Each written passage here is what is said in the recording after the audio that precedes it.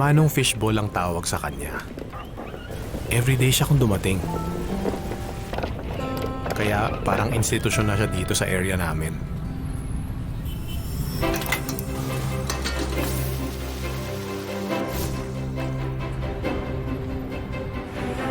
Minsan, sobrang late na. Andun pa rin si Manong Fishball. Ginagabi kayo, Manong! Enrollment eh. After some time, yung kariton ni Manong Fishball nadagdagan ng may bike. Hanggang kabilang kalye, nagtitinda na rin kayo, Manong? Ang notebook. Sunod na taon, pati menu nadagdagan. Nax, may squid balls na! Mahal kasi ang lapis. May kikyaw pa dyan. Bilib na bilib ako kay Manong Fishball. Akalain mong yung maliit niyang kariton, napalaki niya ng ganun? Welcome to the third season of the University Alliance Cup featuring Wild Rift. The top 12 collegiate Wild Rift teams in the Philippines are here competing to raise the campus torch, a prize pool of over 150,000 pesos. Crazy.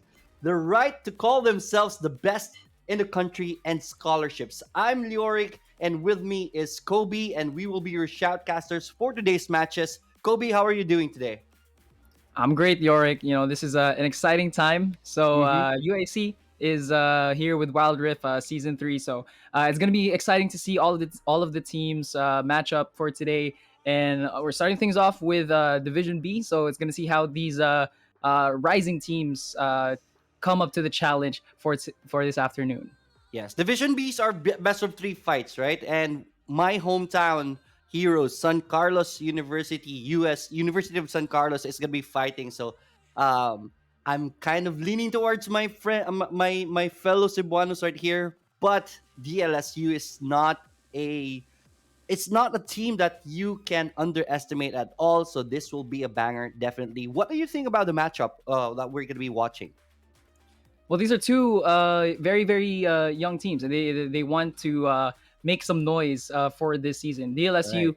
obviously, in other games, are There we considered go. powerhouses. They've had a tough time here in Wild Drift, and they're obviously looking to have a different season than they did a season ago, which did end in an early exit. But USC, with additional players coming back, with Rise and Right. are mastered. Will it be enough to secure USC's first win in Wild Rift? We'll see what'll happen for this afternoon, Lorik. We will see indeed, and look at that. Production is very good. We have face cams even through the distance. San Carlos being here in Cebu, and then guys from DLSU there in Manila. Nakikita pa rin natin sila. So that's how connected we are right now, even through online. And with that, we are going to the picks right away as both teams are already ready. First bans are already coming up, and Irelia is being hovered over by DLSU on the blue side. What do you think about the ban so far? Well, yeah, Irelia is a very, very sneaky champion. She's one that you do not want to get into your back line, because then your ADC and everyone else is just gonna get clamored. So it's an interesting ban, but I understand why DLSU did ban Irelia, and we also see that it looks like they're gonna be going for a Fiora ban here up next. Yeah. Yeah, so Carlos responded with a Nuno and Willem ban. I understand that one of the premier champions right now in the meta, if ever you don't want to play that guy, just ban him out, because he's very strong with the CCs and everything and the rotation all over the map. Fiora, which is banned by DLSU, that means they don't want to see the split push chaos that Fiora creates whenever Fiora is going to be whenever Fiora snowballs in this game. Right, and another ban from USC is the Lee Sin, another very sneaky jungle champion here. So you can see the bans from USC. They're really targeting champions that will really mess up the jungle pathing, for their jungle pathing, excuse me. So they want to make sure that they have control of their jungle and try to make sure that they have somewhat control as well of the LSU's jungle with those first two bans. Yeah, so let's see if ever DLSU has deep champion pool in his pockets, especially the Despair that's going to be playing the jungle. Last ban right here is Varus, one of the strong champions ADCs right now, and they don't want to see that. Ziggs is still very annoying as hell, so it's understandable why Ziggs is usually banned. Riven is going to be the first pick right here off the bat, blind pick from DLSU. It's going to be responded with a Galio, possible Galio pick by USC. Right, Riven as a first pick, I love that pick because she is just. I feel like she's the same as if you're really just an annoying champion to go up against in the Baron lane. Split pushing with Riven is also going to be very very big for DLSU, and if they can capitalize on that, that's going to be some big control on their side of the map. Yeah, we forgot Camille was available because she was not banned. That is a power pick right there for USC. I love that pick. Since the beginning of Wild Rift, Camille has been a very strong champion, and even until now. But Gragas is also picked here on the side of DLSU. That's a flex pick right there. We don't really know for sure which of these two is going to go jungle or going to go Baron lane at this point. So yeah, that's a good strategy by DLSU. There we have the ADCs already available. Kaisa is going to be the pick. Response ADC is from USC is going to be the Shaya. Yeah, I love the Xayah pick. Xayah is just extremely useful in team fights. Kaisa as well, obviously, True. Going through that backline. But Xayah, I think, especially when USC locks their targets up with the Galio and the Mhm. Camille, I think Xayah throwing her barrage of feathers is just gonna pierce through everyone, and it's gonna be exciting to see how DLSU manages with that. Yeah, and somehow USC, and we're starting to see what the plan is right here. Galio can always go for the taunt, or Camille can always go for the catch, and then Zaya just piercing through with the feathers. Whoever gets caught in that combo from USC. So far so good. I see the plan right here on the side of the LSU. The bans are gonna be coming in, the fourth and fifth one, and it's Ari and Oriana. It's the mid laners that they're targeting on the last three bans. But on the side on USC, they're gonna go for a Brom ban and then the TF. Understand the TF. I'm not really sure about the Brom. What do you think is the reason why they banned the Brom? I think you can see somewhat of a pattern with USC's bans. They're really going for those crowd control champions. Now, granted, Lee Sin obviously is not the biggest champion when it comes to crowd control, but you see the Braum, you see the Nunu and Willem, the Varus obviously with his ultimate. So they're trying to go for the champions that will really mess them up in crowd control. And when True. you see the bans on DLSU's side, they're more so concerned with the champions that will have some immense power spikes in the late game and will really annoy them in the early game as well. True, and I see not just the crowd control of the Braum. Yeah, Shaya usually shoots from distance. One of the champions that really can block Shaya's power is really the Braum. So they're not allowing that to be picked by DLSU, knowing that there's still no support, possible Gragas support. There's still no support on the side of DLSU. Annie is going to be the mid champion right here. Interesting enough, Jarvan 4. So I guess this is going to be a support Gragas, right?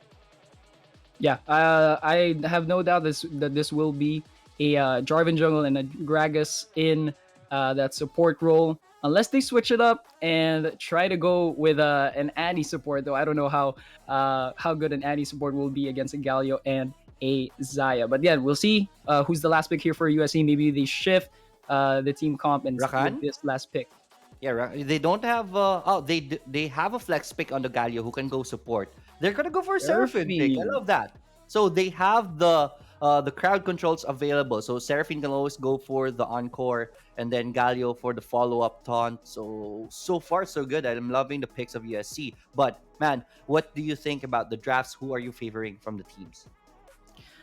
I would have to go with USC straight off the bat. Now it's gonna depend on how well DLSU plays with their Kaisa and try to get into that backline, but just the crowd control that USC possesses, it's gonna be tough. And again, going back to that Xayah pick, it's gonna be very very hard to avoid that damages and avoid her feathers, especially in some really messy team fights. Yeah, and looking at USC's picks right here, they have the capabilities to really initiate fights. Diana can always go for the CC Moonfall, and then Galio for the follow up to make Diana even more tankier. And with the taunt himself, Seraphine, the Wombo combo is going to be crazy on the side of USC. But here, the disengages here onto the side of DLSU is also good. They have the Riven to really dish out the damage. They have Annie with the ultimate CC. Gragas can always use the, what do you call this, the exploding cast to really disrupt everything, or maybe initiate. This is very interesting, but I'm with you, man. I think I'm favoring USC on the draft, but this will boil down really to how good the teams are already, especially in their micro and macro. So hopefully, both teams will show us a very good showing in this game number one. We're already loading into the Rift. You saw the faces of the players earlier, and here we go, ladies and gentlemen. First match of the afternoon. DLSU on the blue side and USC Regium Omnium on the red side. No early game shenanigans, so I guess it is going to be a peaceful early game. We are going to be seeing both jungler. No, it's the red buff onto the DLSU side, and then San Carlos is going to go for their blue buff first. So that's going to be very interesting. Wave is going to be cleared on the mid, and everyone should fall into their respective lanes. Let's go. Yeah, it's interesting to see how Pizza Truck or Riven is going to play this. She does push the lane to make sure that the Diana does not get that gold. But True. I think with the Camille pick that USC has, Camille should probably try to do a little bit of counter jungling and try to make sure that the Jarvan doesn't get into that succeeding levels that he has.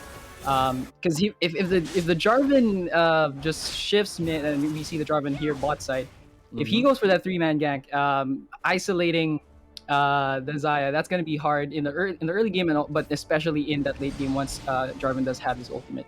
Right. There is a red ward right here deep into the blue buff on the side of the LSU. So I love that from USC. There's going to be the taunt connecting right here.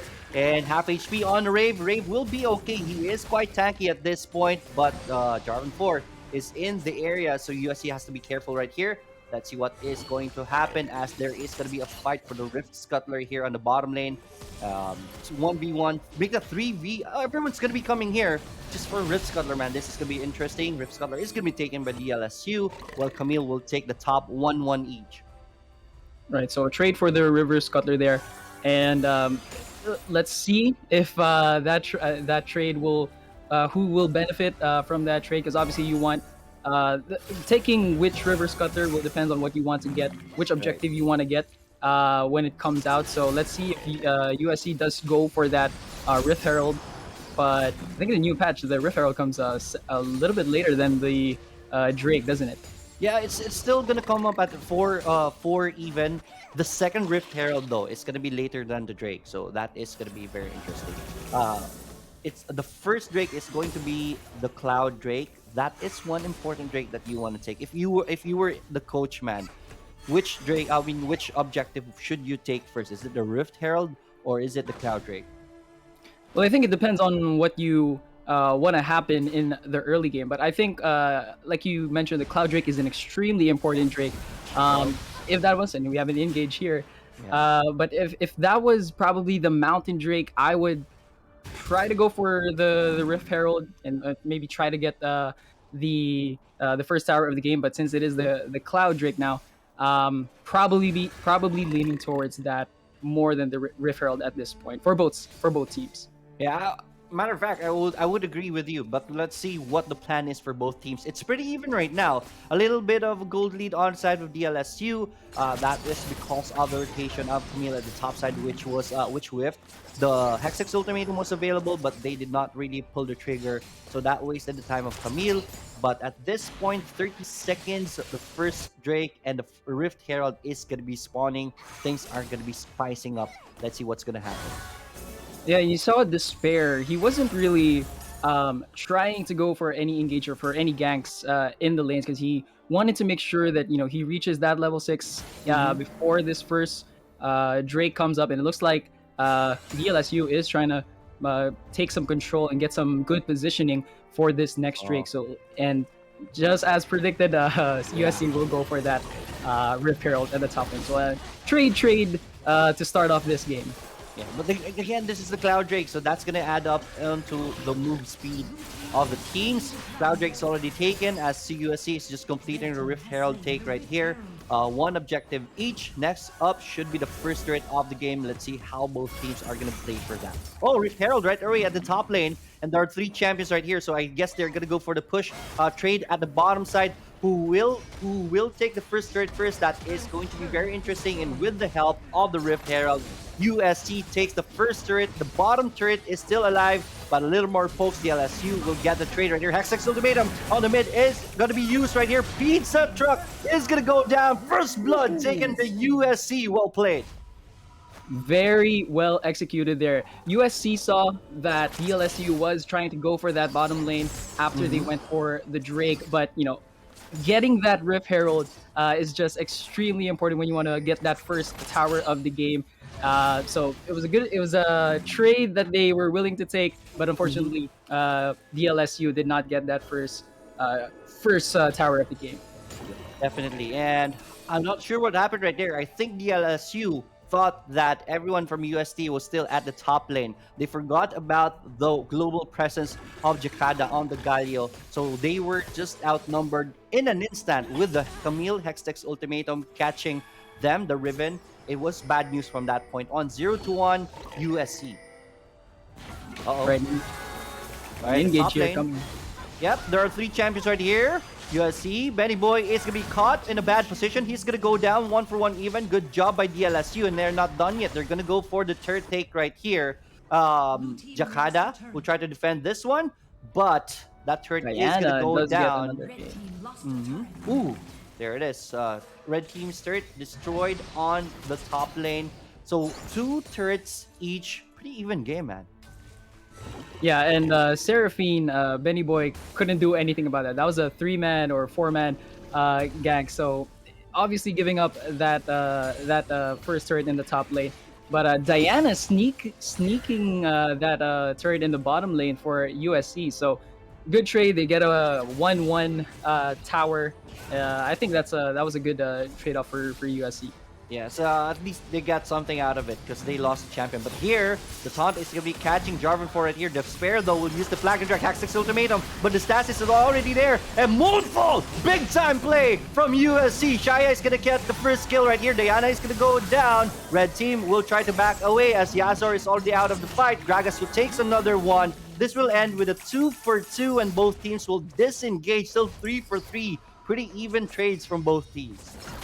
DLSU was extremely fortunate in that scenario. Diana, you saw the Camille with that Hextech Ultimatum, but Diana with the Moonfall, Galio taunting everybody almost. DLSU could have easily been aced in that site, but alas, it was a 2-for-2. So again, even Stevens for both teams on everything right now.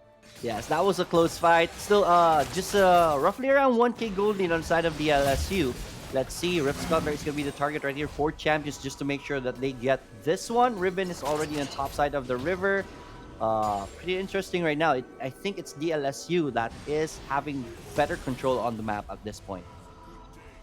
Yeah, and it was all boiling down to whoever has more map control, obviously, right? Objectives are coming up in the next couple of seconds, but also objective control is one thing that DLSU has been very good at at the start of this game. Getting that Cloud Dragon obviously gives them that extra movement speed, so getting those movements in the lane and getting to those objectives and those getting in the lane first is an extremely important one for DLSU if they want to salvage this game. Yes, good point, man. But yeah, this time, once again, Rift Herald is already alive, so is the Ocean Drake. But everyone is into the Rift Herald pit right now, so the party is going to be here. The fight is on. Moonfall! Another big-time combo right here. Moonfall with the Hextech Ultimatum. Blue team HP bars are already very low. They're on the run, but Blue champions 2-for-2 at this point. USC, HP bars, very low. They're going to go down one by one. One more champion left, and that's an ace by DLSU win. That is big time. 8-6 DLSU. That was perfect execution by DLSU. Uh, we talked about the Riven pick being a very very sneaky and a very very annoying pick. The Moonfall again coming in at a very good time, but just the sustain of Riven in that team fight just really opened the doors for all of the damage dealers for DLSU, Right. and they did get the ace, so they are gonna vie for the Ocean Drake now in this next team fight. Yes, and speaking of Ocean Drake, they're already starting dibs on this one. 5k HP left on the Ocean Drake. Rift Herald is going to be summoned onto the mid just to create pressure and space for the LSU as they take this one out. This one should be a gift, and now their next target should be the mid turret right here. Let's see if they're going to be able to take that down. It almost feels like DLSU has a really really big advantage right now. But when you look at the gold lead, it's almost a 2k gold lead. But when it comes to just the map presence and the map control that they have, it's really just incomparable right now for USC. So it'll be interesting to see how USC regains that such control. I think obviously farming is number one right now, but just also Uh-oh. pushing the lanes and making sure that DLSU doesn't snowball any more than they've had in the past 10 minutes. Yeah, what's happening? What happened in the last team fights were they forget tend to lose tabs on the Annie. Whenever they go for the wombo combo and go in, they forget about the Annie, and Annie just drops the big ultimate and just reverses the fight. Very good initiation for USC, but Annie just reverses the situations from after they group in. Let's see if Everson Carlos can make those necessary adjustments in the next team fights, as there is going to be Jakada spotted right here on the rotation on the mid. 121 HP on that mid turret, just 2 more pokes and that should go down.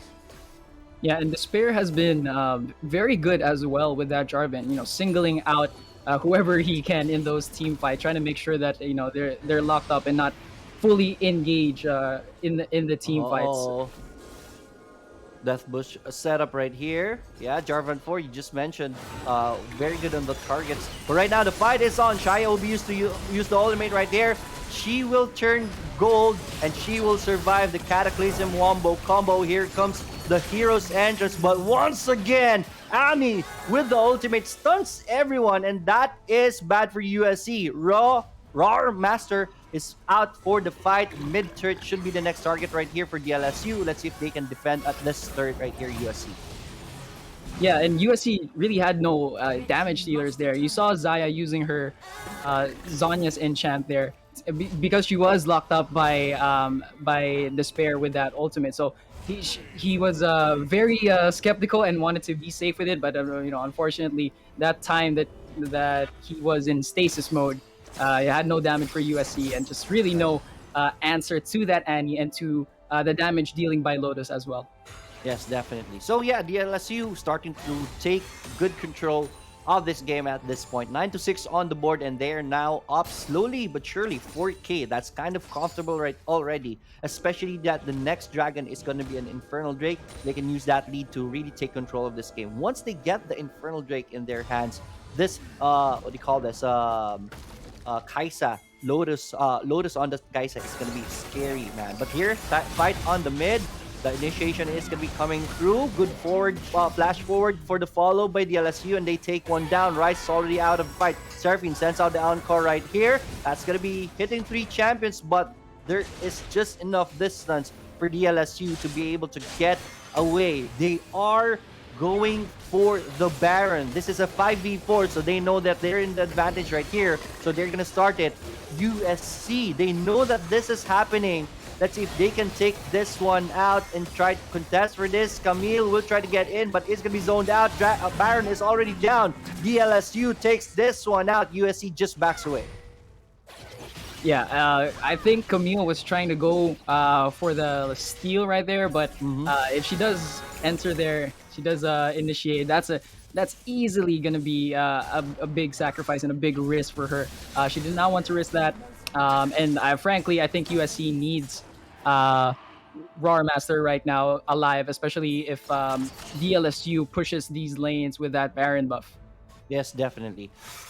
Cloud Drake being started right now. That's a big dragon to take, but the turn is gonna be on. Jakada will be spotted. and he's gonna be zoned out, and that's an easy Infernal Drake for DLSU. Slowly but surely, DLSU is winning this game. If you were USC, what can they do at this point? I think it's really simple to you gotta make sure that Annie and Kaisa over there is away from the team fights as much as possible, because you mentioned they're dealing a ton of damage, and Annie obviously with her ultimate has that crowd control to her advantage. Spare. Yeah, man. Chert on the mid is going to be going down already. DLSU, that just extends their lead. We're now looking at a 7k gold lead for DLSU, and now they are invading the jungles, taking out the red buff on the top lane, and that is gonna strangle USC in terms of gold. Top turret is gonna be the target right here. The taunt is gonna be on point, hits 3 champions, but no follow-up at this point. The fight is on. Cataclysm is gonna hit 3 champions. Diana sends out the moonfall. That is gonna be on point in favor of USC, but they are going down one by one. 2 champions dead on the side of USC. Only one from DLSU. The push at the top turret is gonna be successful. They're gonna be going back home, as in they're in no condition to fight at this point. No need to take big risk in this fight. Anyways, USC, let's see. This is their time to really try to get back into this game. They will have to try to in favor for them, the waves are gonna be pushing in, right? And that means it will be less of farm for DLSU. Let's see if ever USC can take advantage of that fact. But DLSU has very good control of the map right now. Good job by USC taking removing all the wards in their jungler that is from DLSU, so that they can farm and try to get back in this game. The thing that they can do, what they can do at this point is really try to prolong the game, right? At this point in time, the more time you get, the more options you will have to really get back in this game. And DLSU, they know that that is the plan of USC, so they're gonna take back control on the jungle on the side of USC. They take the blue buff. That is gonna be bad for USC. USC is gonna try to get a pick off. Let's see if they can get one. All right. Okay, so DLSU at this point, they're just trying to prolong things. Maybe try to get a pick off. That should be the plan right here. Jakada will be spotted right here. They will want to get a pick off so that they can go for the Baron that just spawned. But the fight is on. Seraphine sends out the ultimate. That's going to be on point. That is a choke point right there. Hexa's ultimate is going to be casted right here with the... oh no, another big moonfall right here. But they just don't have enough damage at this point. DLSU's lead proving to be much more painful, and USC goes down. I would say that was a good fight by USC. The choke point, the Seraphine encore, the Hextech ultimatum, and the moonfall, but the damage is just not there. That is what a gold lead can do to your team. DLSU knows that they have the number advantage right now, so they're gonna go for the push. Mid turret is gonna go down. One more poke, and that is done. But Gragas is gonna go down. The punish is on. Uh-oh. Rogue, you need to get out down, my friend. Is he fast enough? I think he will be able to do so, and he will survive this one. But that was 4 kills from USC, and that is light at the end of the tunnel. But their base is already exposed. 3 dragons onto the side of DLSU's pockets. This Baron is not gonna live for long should DLSU go for that. Let's see what USC will do. Yeah, it seems like, sorry, KBD I think had a little bit of an emergency, so I'll be taking over for now. I'm higher on, as you guys know, and I'm still with Leoric here, taking over. The Drake is going to be the Mountain Elder right here. It is going to be the initiative here for Regem Omnium from USC here, or Regem Omnium if you like Ecclesiastical Latin. But here it seems like they're taking it very, very fast, but they're already pushing onto the top, the Baron lane here, so this could actually get stolen. Leoric is gonna come through. Okay, he's gonna come through here, but seems like they actually just sacrificed their jungler right there just to get the mountain. I think that's definitely worth it. They get Baron lane inhib as well. This is definitely huge. They basically gambited Despair away, and it paid off. They're basically having permanent pressure here on both the mid lane and the top lane there, which means this Baron is going to be easier. And since they have all the Drake stacks here, their combat stats are going to be even higher on top of the 10k gold lead they've built up. Yeah, man. For USC, they thought that they will have the Elder Drake in their hands. That was just soul breaking right there. That was well played by DLSU with that steal right there. Now the next target is going to be the Baron. DLSU is more or less already has a full control of this pit right here. They don't really have to force the Baron at this point. They will want to get a pickup, and that is what the plan is. There it is. Moonfall is going to be used right here, but Seraphine is already out of the fight. And that is a shutdown onto that Seraphine. So more gold into the hands of Kaisa. USC is on the run. Jakada already low HP. He is going to take down with the burn. That's a good kill right there from the Annie. And now DLSU is making a beeline towards the Baron, and this should be for free. And this is looking bad for USC.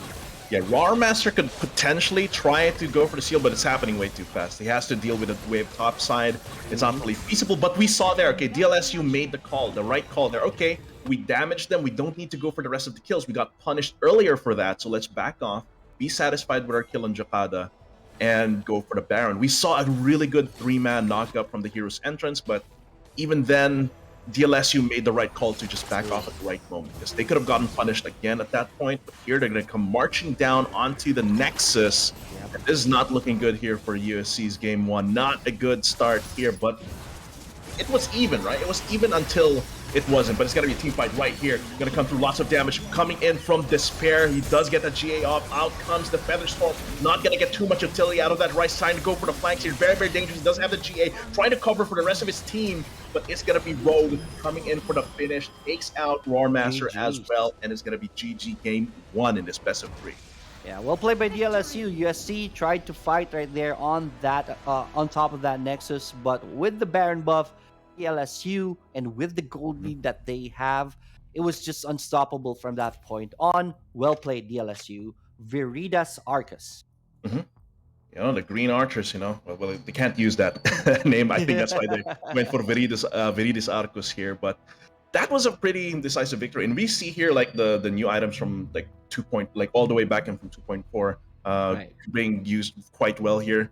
Kaisa, Riven, really loving that Charge Blade as well. Navori, Quick Blades and Rice on that Zaya could have been really effective. But at that point, this is the kind of comp that Viridius Arcus went for, right? All in team fight in the choke points is the name of the game for them. And the Zaya just could not match that kind of pace defensively, even with the Featherstorm, even with the hero's entrance.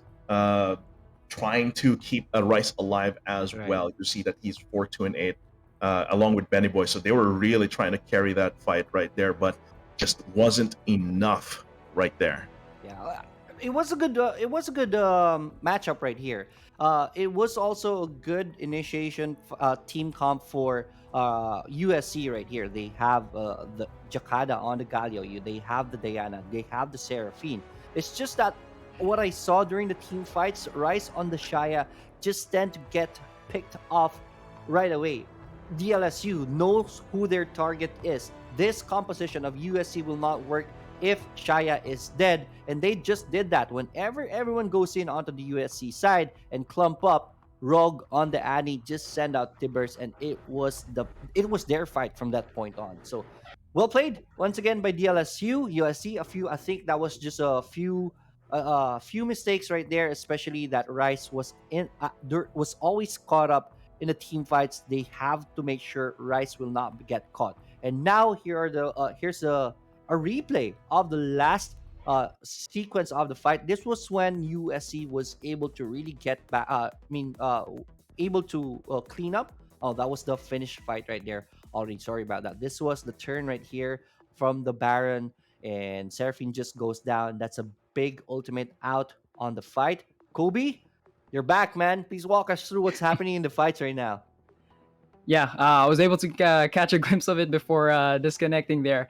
But yeah, it was just perfect execution from DLSU, and you know, there's something that DLSU has that USC did not, and it was single target lockdown. Was obviously with that Jarvan being extremely vital in that, and he was just DLSU overall was just executing extremely well and having a really great objective control throughout the entire game.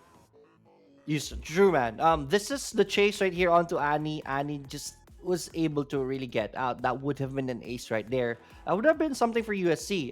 The barrels available at that point. This is the last big fight. Really, that was a very good ultimate by Seraphine. But at this point on, even if they were able to put in almost good combos, DLSU were just fat enough already. They were really fed that they were able to withstand the onslaught from USC. If that was an even gold fight, that would have been a USC's fight. But then again, that's the reason why you want to get gold leads. This is the last team fight at the top lane before everyone in DLSU backs away and tries to get the Baron. Baron is gonna be taken right here, and this should be for free. USC will be able. This is the early parts of the game. This is the first Baron of the game. Camille attempted to go in, but was zoned away by the players of the LSU. That was well played right there, and USC could not really do anything at all. Yeah, and you add that Baron buff to the circumstances, and really DLSU was just pretty much unstoppable in that matchup. Had USC probably had better, singling out better ganks in the early game, maybe they could have ballooned and snowballed their way Right. into more objectives. But we saw DLSU just taking objective after objective, uh, controlling the map with the River Scuttler, the wards, and it all led up to them ultimately winning this game and winning it in a breeze, so to say. Yes, definitely, man. So what we are gonna be preparing for game number two. What do you think USC will have to do to try to get back into this game? Well, I think it's startups in the early game, right? And I think what USC needs to do, and maybe the LSU will do this as well, but both teams really didn't do this in the first game, was try to really annoy the jungler in the early game. I think DLSU has an extremely smart jungler, but if USC is able to counter that and is able to just make DLSU's jungler, his life miserable, then it's gonna be tough. It's gonna open up lanes for them. It's gonna open up the map as well. Yeah, hopefully we can do that. We'll see that in game number two. But once again, the University Alliance Cup wouldn't be a thing without our amazing sponsors and partners. UAC 2021 is powered by Globe Telecom. They're our biggest sponsor for this, and Twitch also. So we will be thanking them for a bit as we go into a short break and prepare for game number two. Don't go away. We will be back.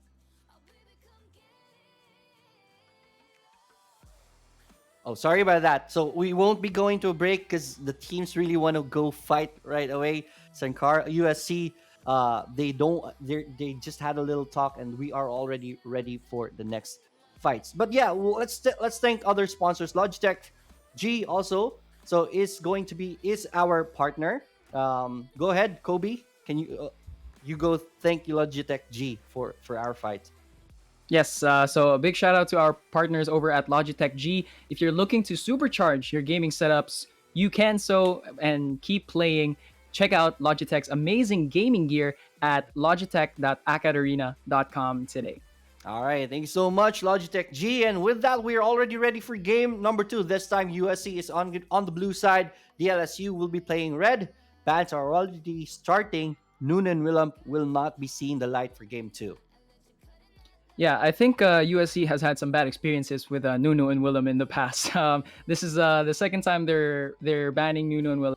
Again, it probably goes back to them not wanting to get annoyed in the jungle. And DLSU, same here, same bans for their first ban with the Aurelia. Unless like Right. Camille is going next for USC. Yeah, Camille. I guess they're gonna go for a different first pick this time, and then if ever you give Camille to DLSU, that will be problem. This Camille overall is a problem really. Give him to a good player, so you don't want that to happen. So Camille is gonna be banned. Let's see who the response ban right here is going for. Gonna be for DLSU. It's gonna be the Riven. Yeah, Riven in the matchup earlier, DLSU obviously made the most with their Riven pick, but they don't want to give it up to USC, so it looks like they're not going to be using Riven as well. Galio now looks like he's going to get banned here from the USC side. All right. So and then the last ban will be, yeah, Galio has the global presence right now. If you're playing Wild Rift, whenever you have global presence, it's always a threat, especially that the map is very small. Everyone can always go to the lane fast, and then plus the global presence, you with a snap, you will find yourself overwhelmed already. So USC doesn't want that to happen. The response here is going to be the Fiora. DLSU will not want any split push potential. Varus first pick. I guess that's the reason why they banned the Camille. Varus is going to be taken first. Yeah, Varus isn't a very slippery champion, so he will get easily locked up by the Camille. So that was a good ban there and a good pick from USC. Ziggs now going to DLSU. So two very high pokey champions for both teams in the first two picks for this matchup. Yes, definitely. Ziggs Gragas, and then Jarvan 4. This time, we saw that in game number 1. Jarvan 4 was very effective for onto the side of the LSU. USC doesn't want that, doesn't want to see that, and they will take Jarvan 4 for themselves. Ari is going to be the third pick, so we already have the mid champion to counter out that Ziggs. Akali will be hovered over for DLSU. Ooh, a Kali pick with a Varus on the other side. That's going to be interesting to see. If Rogue does play Akali and he doesn't switch with anyone else, it'll be interesting to see how he plays and gets to the back line and goes for that Varus. Because again, he's not a very slippery champion. He's not the most mobile ADC as well. Right. So it'll be interesting to see how he escapes from Akali. Yeah, that's one of the reason why you really pick an Akali going up against a Varus. One of the good counters also for Varus is a Vi. There is a possibility that this is another support Gragas onto the side of the LSU. So a jungler Vi will also be very useful here. I won't be surprised if that will be one of the picks for the LSU. But we have the fourth bans already commencing. Renekton and Braum is going to be out. Let's see one more ban from DLSU who they're going to be banning next. Yeah, and I think DLSU really likes that Gragas Nami. support pick if they don't use him in the jungle. But I think they really like it because he does have a really great amount of sustain, and he just knocks up everyone with that barrel of Right. his. So it does open up opportunities for Akali to single out specific targets, especially that Varus. But again, there's an Ari on the other side, so just another slippery champion that can dish out some big damage. True, and I love what DLSU is doing right here, man. They're also banning the Nami. Nami is one of the best champions to pair up with the Varus because of the disengages to really help Varus get out of trouble. Without Nami in the fight, who's next? Janna, I think, is going to be a very good support for USC right here. So Janna might be picked. Wukong for DLSU, that's gonna be their jungler.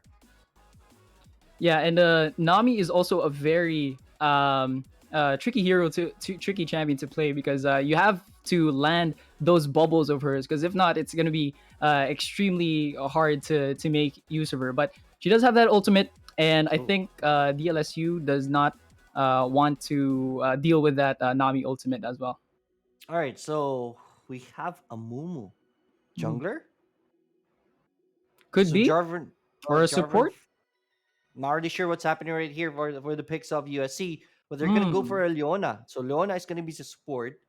Amumu will most probably be Baron or jungler. What do I you think, think man? uh, with that Amumu pick really threw us off, didn't it? Yeah. It did. It's tricky. I think if Amumu does go top lane, who's he going up against there? Probably the Akali. Yes. Because I don't think Darius. It's probably Darius. Darius. Okay. Huh. So no traditional supports here except Leona. And it looks like she's obviously going to be pairing up with Varus. So it'll be interesting to see how they make up of this composition. DLSU does not like the traditional supports, so they're going with whoever in this composition. Yes, definitely. Yeah, but yeah, if ever you put Jarvan 4 in the lane, he's still also very good with the pokes, just to clear waves. That could be something. But yeah, this is Jarvan 4 Baron lane, so I guess that's what's gonna happen. Jungler Mumu for USC, and here, man, the picks are already here. Who do you favor in the drafts? It's tough. I'd like to go with DLSU just because I think Akali is just a really big counter to Varus, but it'll all depend on how pokey and how aggressive Rice is with that Varus in the early game. To Right. see if he can make the most of the which is looking like a Ziggs and Gragas bottom lane. So we'll see how that goes out for them. True. Good point, man. I guess this is gonna be a bottom lane Gragas right here. But here are the faces of the players. Leona, I'm kind of shaky with the pick of Leona. We know that Leona is a very good support, especially in PC. We saw that last night. If you were watching Worlds last night, T1 going up against Damwon. Leona is a very good champion on PC, but here in Wild Rift, she's not really that good at this point. But then again, it is what it is, ladies and gentlemen. Game number 2, USC versus DLSU. USC on the blue side, DLSU on the red. 5-man approach right here for USC, but they're not going to be catching anyone on the side of DLSU. Good job by DLSU sniffing this one out. The charm was going to be very strong if ever they saw someone right there. So just clearing the waves in the mid, and everyone will be going to their lanes at this point. So we are seeing a Ziggs and Gragas bottom lane. That is going to be very annoying for Varus. But I think if Rice can again capitalize on those pokes and get the most, if he does get his mana immunity very very early in this game, I think this could be trouble for DLSU. Obviously, Leona has that stun with her. You did mention that she isn't the best pick right now. I definitely agree with you. But if she's just in the right position at the right time, especially with that stun of hers, I think it could be a really big advantage here for USC. Yeah, especially that Varus doesn't really need to go close to the enemies to really dish out damage. So I guess Leona is still good together with the Varus. Leona can always stun anyone who goes near the Varus. We will see for sure in a bit. Rift Scuttlers are already up. The junglers are going to be meeting here at the top lane. So this is going to be very interesting. DLSU already has first dibs on this top Scuttler. I guess this is going to be a fight right here. And the fight is on. Rift Scuttler is going to be taken right here by red team. But first blood will be taken by USC this time. And I think they're not done yet. They take 2. One more. It is Amumu in trouble right now. But Rogue doesn't want to risk it. Well played by Amumu surviving that one. I guess they're going to go get the third one. 3-0. What a start by USC. Benny Boy right there was just extremely in a great position. Great charm to get that kill on the I think it was it was the kill on the Wukong. You can see that he was just there poking everyone. Darius goes down obviously to Jarvan, but man, what a start to this game for USC. That's a ton of gold on their side. Yeah, I forgot to mention Amumu, one of the usually not picked up in competitive games. So USC, especially in this early game, I guess they're making it work.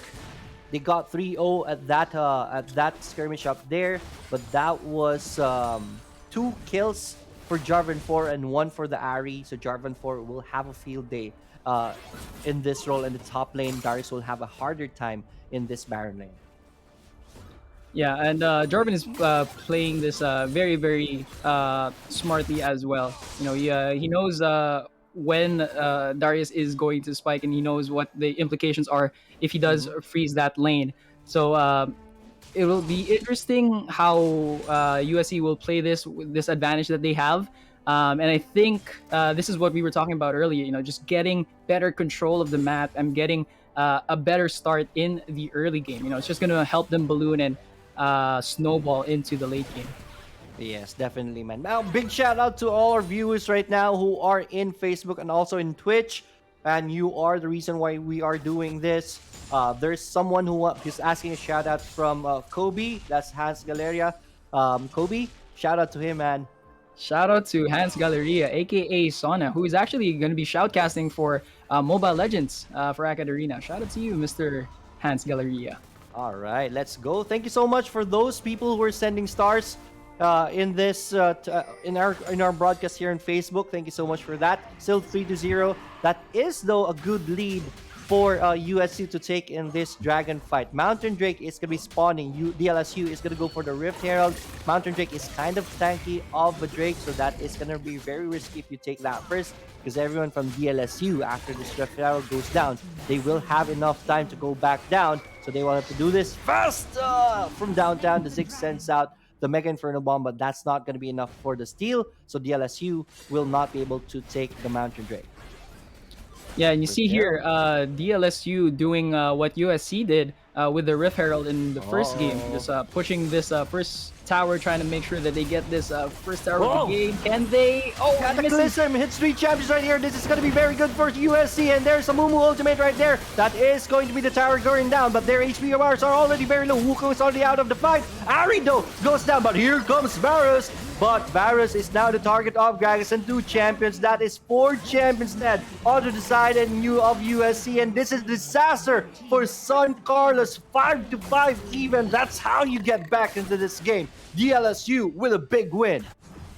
You see that Akali coming in there and just wrecking havoc everywhere. No one was everyone obviously was trying to pay attention to her, but man, as slippery as she is, she was just escaping everyone, and ultimately it was Varus just came in there a little bit too late, and he fell down as well. Yes, definitely. And on top of that, DLSU got the first turret of the game, so they're now up a little bit over 1k for their gold lead. At 6 minutes in, it's not that big, so USC still has a lot of time to really take over this game once again, the way they did in the early parts of the game. Let's see how they're going to be doing that. Infernal Drake is the next dragon, so both teams will be preparing for that. Yeah, and that is a 3k gold shift on the side of DLSU, because USC did have that 2k gold lead, and now DLSU coming back now with 3k gold of their own.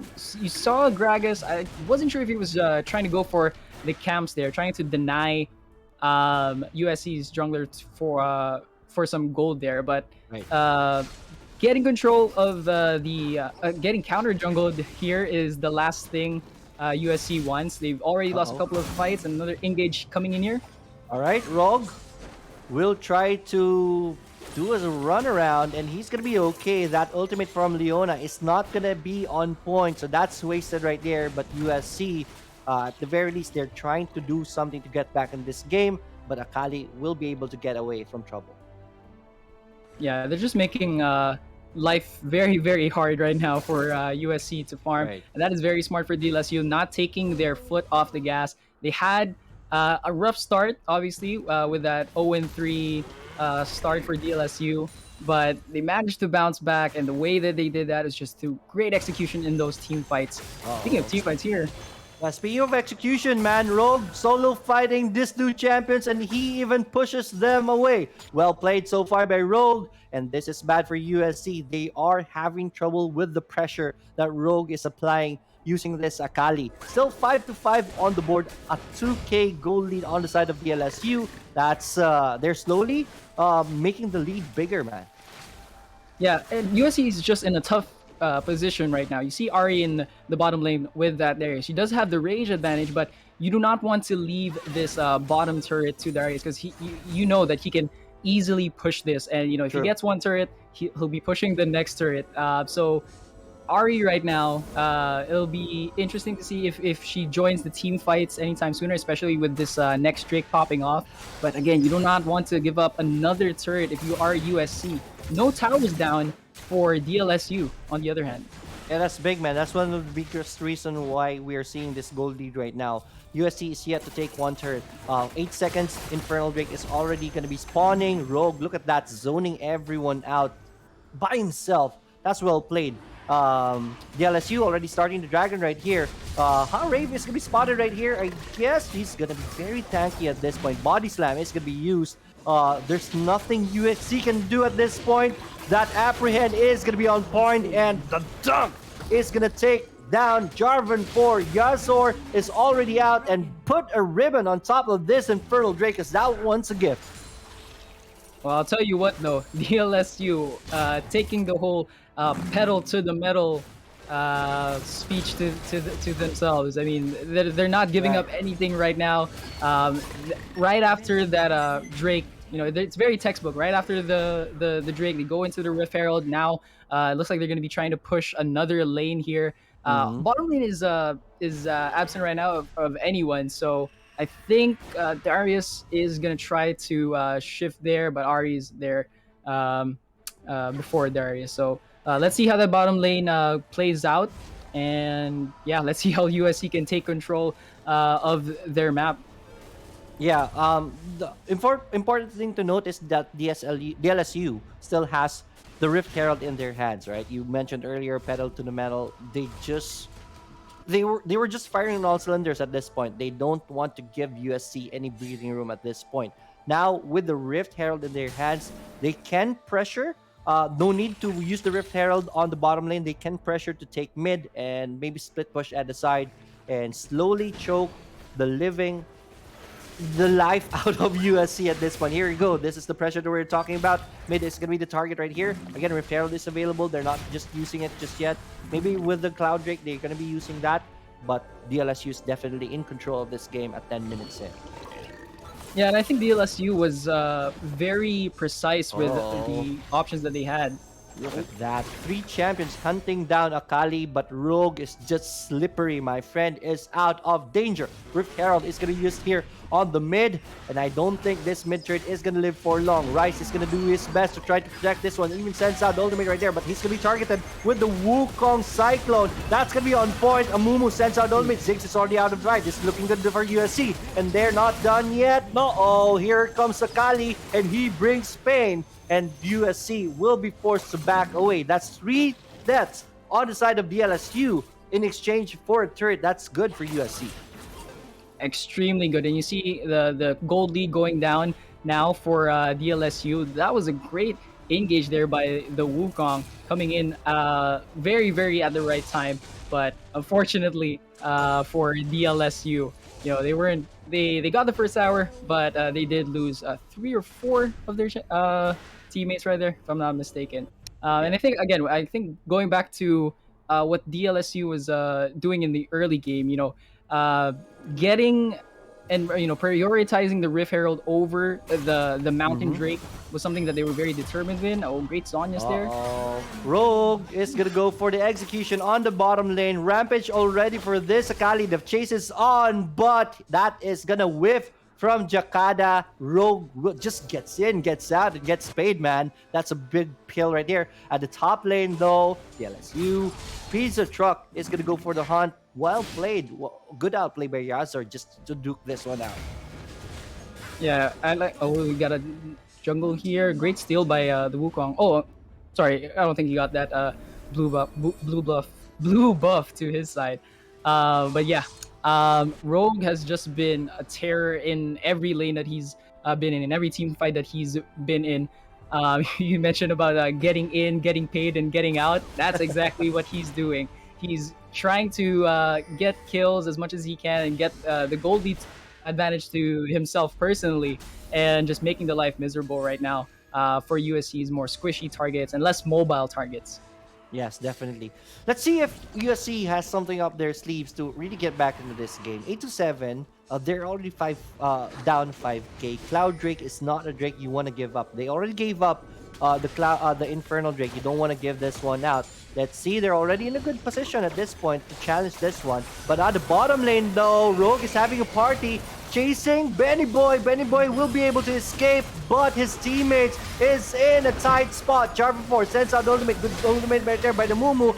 But red team is taking HP bars down with them. Leona Jakada will try to survive, but she's not tanky enough. The chase is on, and that Jarvan 4 is gonna go down. That is 4 champions dead on the side of USC and only 1 dead on DLSU. DLSU will take this bottom turret as their reward. Cloud Drake is still available. I guess they're gonna be going for that next. Yeah, and USC was just in an extremely awkward position here. DLSU knew that. They took advantage of it. There was some good stunts there from Leona, but ultimately Darius just dunking on everyone. Wukong getting that Cyclone up on 4 or 5 members of USC. It was just a tough position for USC and a very awkward position on their side. Yes, definitely. Especially that you know that your area is already chunked. That was a 5v4, technically at that point forward. But USC still went for the fight. They thought they can win it, but it bit them back. Now they're down 7K in this game. This is a deep pit that they are in this game. Dragon is already taken by DLSU, by the way, and they're now invading the top side jungle of USC, choking the gold out from USC, and this is bad from them for them. Yeah, and DLSU doing a really great job of making sure that no one from USC gets even remotely close to that Baron. Looks like they're gonna try to go for it if they push another turret. It looks Mhm. like they are gonna do it now, or excuse me, I guess they're not. But I think they are gonna go for the Baron sooner rather than later, just because of how in an awkward position USC True. is right now, especially with 5 towers down for USC. Yes, man. Good point right there. I don't think they're gonna risk it. Right? They don't really have to take the Baron just yet. They can. What they can force is a pickup right here. And speaking of pickup, there's gonna be a fight here on the bottom lane. Red buff is gonna be taken by Brave right here. Good steal, man. So that is them putting pressure all over this map. Good map control by DLSU.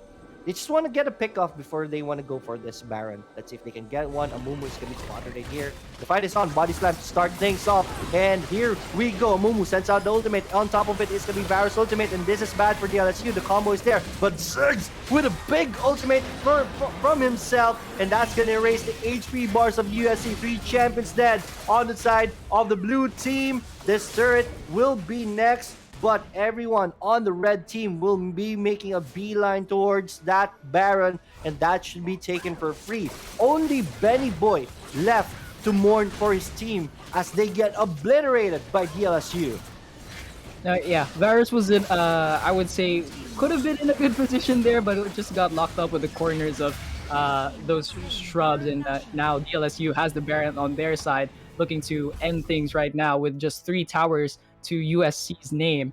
But yeah, that was a extremely good engage from DLSU. I thought when I saw the red bars go down on DLSU side, I thought they were gonna get aced by Rice alone. Right. But you know, the Akali just keeps on coming, man. Right. Cannot escape Rogue's Akali. Yes, especially with the Mega Inferno Bomb going down onto everyone's head on the blue side. Their HP bars just went down, and that was trouble. That was a back away time for USC. But the chase was on. DLSU were able to really clean up, and they got 4 champions dead on that skirmish right there. Now 17 minutes in, 10 to 14, but the gold lead is now up 12K. USC. This is a game they need to win if they want to stay in this tournament. Leona starts the fight with this ultimate, but he just dies instantly. And here is the fight. Jarvan 4 is going to be caught right here. Cataclysm to help the teammates out, but red HP bars are gonna go down. Big ultimate by Amumu right here, but here comes Akali with the pain train. That is going to be Despair's J Pop. He will survive. 4 champions dead on the side of USC. Top inhibitor is gonna go down. The chase is on. Ari will try to survive with the Zonia right here. Is he gonna be chased? No. Wukong will just wisely back away. Let's see. He'll try his best to cancel Ari's TP. Is he going to be able to do so? No, Ari will be able to go back home, but it's a tad bit too late. De La Salle University Viridis Arcus wins this series. Well played. Well played indeed. I'm not sure what happened in the last play when Wukong was trying to chase the Ari. I think you can see DLSU is just laughing right now. I think they were shocked as well that Wukong stopped chasing the Ari there. But man, what a game from DLSU. Great comeback, especially in the early game, starting off 0-3. And you see here the engage that pretty much had us thinking that USC was going to mount a comeback. Yeah, man. Please walk us through the replays. We have the highlights of the game right here. Please walk us through what's happening here, Colby. Well, yeah, we see here in this matchup that I was saying that Varus could have had a really great spot, just getting locked up there, throws the Zonias, but does not exit quickly enough. You see Ari here with a great charm up, but ultimately that's sustained from Darius and the lockup from the Akali as well, locking them up in terms of being scared to push even further into the team fight. This was a big Battle for fight. this was a big fight, yeah. Pushing for the dragon. USC rather thought that they could contest for it, but unfortunately, DLSU just had too much damage to their name in this one. Look at this Akali right here. 1v3 will be able to escape. That was well played by DLSU. Well deserved win. Valiant effort from our friends here from USC. We want to see them in the future tournaments stronger. So come back stronger, USC. And we want to thank once again AcadArena for making this happen. Just for your information, AcadArena recently launched its newest cycle of scholarships that are open to all student gamers, right? If you have siblings, cousins, or friends who are in senior high school and college, they could apply for our scholarship grants. Simply visit acadarena.com/scholarships and get a chance to be a hashtag AcadArena scholar. Thank you once again, AcadArena, for making this happen. We will be back. Don't go away. Kobe and Leoric will be back for the next fight.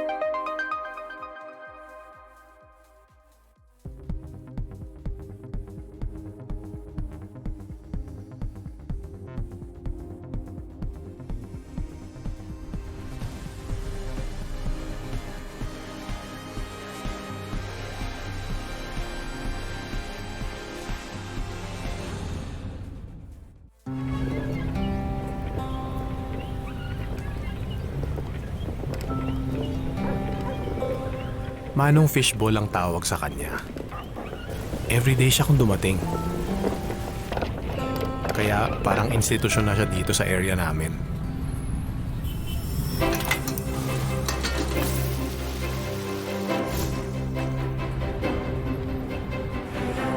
Minsan, sobrang late na. Andun pa rin si Manong Fishball. Ginagabi kayo, Manong! Enrollment eh. After some time, yung karito ni Manong Fishball nadagdagan ng may bike. Hanggang kabilang kalye, nagtitinda na rin kayo, Manong? Ang notebook. Sunod na taon, pati menu nadagdagan. Nax, may squid balls na! Mahal kasi ang lapis. May kikya pa dyan. And welcome back, ladies and gentlemen, and everyone in between and outside of that. We are back with UAC, the University Alliance Cup, featuring Wild Rift. This is our second time featuring Wild Rift, but this is our third season of UAC, and we just got back from a very nice 2-0 from DLSU Veritas Arcos versus USC. We're going to get into our next Division B best of 3. It's going to be the Mustang Esports here, Mustang Aeros from STI West Negros University versus the Digital Giants from the University of Rizal system, and we will be your shoutcasters for the second BO3. I'm Hiron. With me is, of course, Kobe, KBD, up and Adam. How are you doing? Hey, Hiron. Pretty high still from the last game. Great things that we saw there from DLSU. But now, new kids on the block here with URS facing up against STIWNU. This is going to be an exciting matchup. We're gonna be able to see what URS brings to the table and see just how what they're made of, because first impressions are important, as they say. So we'll see how URS comes up here. And even though that STI West Negros was able to have a pretty decent Division B run in the previous season, this is an entirely new roster here. Meanwhile, URS fresh new blood here as well. So this is basically two teams trying to make a good opening here into our Division B. It is double LM, so this isn't the end of the world if one of them gets knocked out here, but obviously you want to stay ahead of the curve and keep going in the upper bracket for Division B. Meanwhile, let's look at the bans here. Pretty standard, you know, Ziggs, we see why Ziggs is banned if you watch ESL Southeast Asian Finals. Ziggs, so much map. Ziggs has everything, right? The flex pick, has a lot of wave clear, good at destroying towers, and teamfight damage is up there as well. Lee Sin and Camille, no-brainers, very flexible picks as well, especially under Camille. And Nunu, very annoying jungler. Yeah, and I think URS does not want to deal with that Ziggs. They want to make like we said, a good impression here. So they want everything to be really good in their favor. With those two bans, we see Ziggs and Nunu. I think they just want to have a very peaceful jungle pathing in the first few minutes of the game. So a Lulu right now banned for URS, probably to avoid the Jinx Lulu combo. And again, Aurelia getting banned here on PNU side. Yeah, and this five-man system has been really healthy in terms of the champion diversity here, especially in 2.5A. We're seeing a lot of power picks that just cannot be allowed to go through here. So here we're gonna have J4. We have seen a lot of jungle J4 here, and of course Baron lane as well. It's a very flexible champion, has a lot of utility, and I think they're going to take away the Braum here just to remove that synergy, you know, just that all-in synergy with the J4. You know, once you've got everyone in the Cataclysm, you got the knockups, and then they're just permanently slowed inside that area as well. Riven, I think, is a good response. A very strong Baron laner right now. Aurelia's banned. You're going to have to match it with like what, the Fiora and the Camille is banned as well. Yeah, and blue side here going for the Rakan, obviously as a support. So let's see if URS responds with a Xayah ban, because that's obviously a very popular combo. But yeah, going back to your Riven point, Riven is just again extremely annoying and extremely good champion if you have her on your side. She has great sustain in lane, and she's obviously going to be very, very useful when pushing in the off lane. Yeah, you basically have no choice but to answer it with the Fiora here. But if West Negros, if Mustang Esports here is not picking up a strong Baron laner like the Fiora, this could get banned out in the second phase here by URS, picking up the Corki. I'm liking this. They have a good mix so far of all in with the Riven and the Braum, or also use the Braum as a disengager to peel for the Corki as well. It's going to be very, very exciting. The Orianna, this is a very heavy team fighting comp so far from Mustang Esports, from STI West Negros, right? So I think they just need a lot more damage on their side coming in from either the jungle or the Baron lane, plus the marksman or the dragon laner role here as well. Xayah being banned out. The interactions between Xayah and Rakan did get nerfed in the recent patches, but it's still a very, very strong natural combo. Yeah, and I think with Mustang Esports, you know, this is a very engage heavy comp, at least for these first three picks. You know, you have Rakan, who can make his entrance there. Jarvan, obviously, he can single out Corki if he needs to. And URS, again, seeing that Rakan pick, not wanting any part of the combo with the Xayah. Yeah, let's see what they're going to be banning here. If they don't ban on Baron lane, that means they really trust in their own Baron lane. So this is going to be the Garen, natural counter to Fiora, as not to Riven as well, right? You silence the Riven, can't go for the ability combos as well. This does open up the Fiora, which is a skill matchup instead of like the natural counter that is Garen. So this is a little bit better for digital giants here from URS. I did overlook that when I first made my analysis on the Riven pickup there. The Galio denying them that really big presence. Of course, with the Braum being picked up, the Galio is most likely just going to be in a solo lane. But still, that's a lot of power. They're trying to take away map presence here from digital giants. The TF and Galio means that the STI West Negros team respects the macro gameplay here of URS. Ezreal being picked up, which does indicate that this Corki is actually going to be probably in the mid lane right there. Can also be swapped, but I do see Ezreal more often on the marksman role in the Dragon lane. Let's see how Mustang Esports lashes out here with their last 2 picks. Yeah, Ezreal. Obviously, everyone. I think people will say he's a very flexible pick. Can play him in mid. Can play him in the bottom lane. But yeah, as to your point, I think with whoever Mustang Esports picks here in the Dragon lane, it looks like it's going to be a Draven. That is going to be a very That's a very interesting pick considering they've seen the Ezreal on the side of URS. So they must be very confident in Asura's Draven. So, but it's going to be hard for him to go all in, especially with Ezreal being very, very pokey. And the Darius as well. The brothers from Noxus coming in hot here for the blue side on Mustang Esports. The thing is, I said that they were lacking a bit in terms of damage. The Draven really shores that up, can snowball really, really hard, and against Ezreal or Corki, they can really leverage this even with the Braum on that Dragon lane. Draven has been rising in popularity in the tier list as well, and we haven't seen him recently in pro play. But the damage here, like I said, they need the damage. Darius and Draven give that in spades. They already have all the CC in the world that they need. They have the quickness, they have the shockwave, they have the flag and drag into the cataclysm. They've basically got everything here. Meanwhile, the digital giants, this is I think this is a pretty well-rounded comp here from both of our teams. Obviously, I do favor Mustang Esports a little bit, though I did predict URS would win in this best of 3. I guess that's the veteran experience from the guys over at Mustang Esports. But no, I think URS has some great potential here. As you said, it's a very well-rounded team as well. Whether it is a Corki and Braum bottom lane or a Ezreal and Braum bottom lane, I think it's still going to synergize very well, especially with Braum's passive.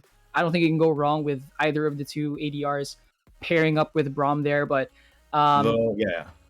yeah, but with the Draven, it's going to be very... Yep. Yeah, go ahead. No, yeah. I think with the Draven, it's going to be very tricky because he's obviously going to have to execute very, very well to make sure that he catches those axes of his and does a good engage on the bottom side.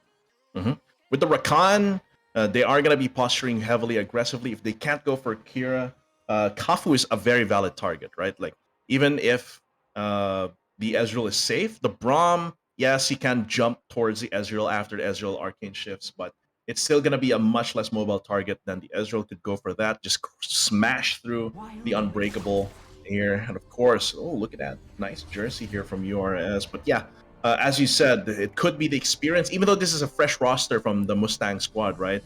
It doesn't necessarily mean that they're starting from scratch.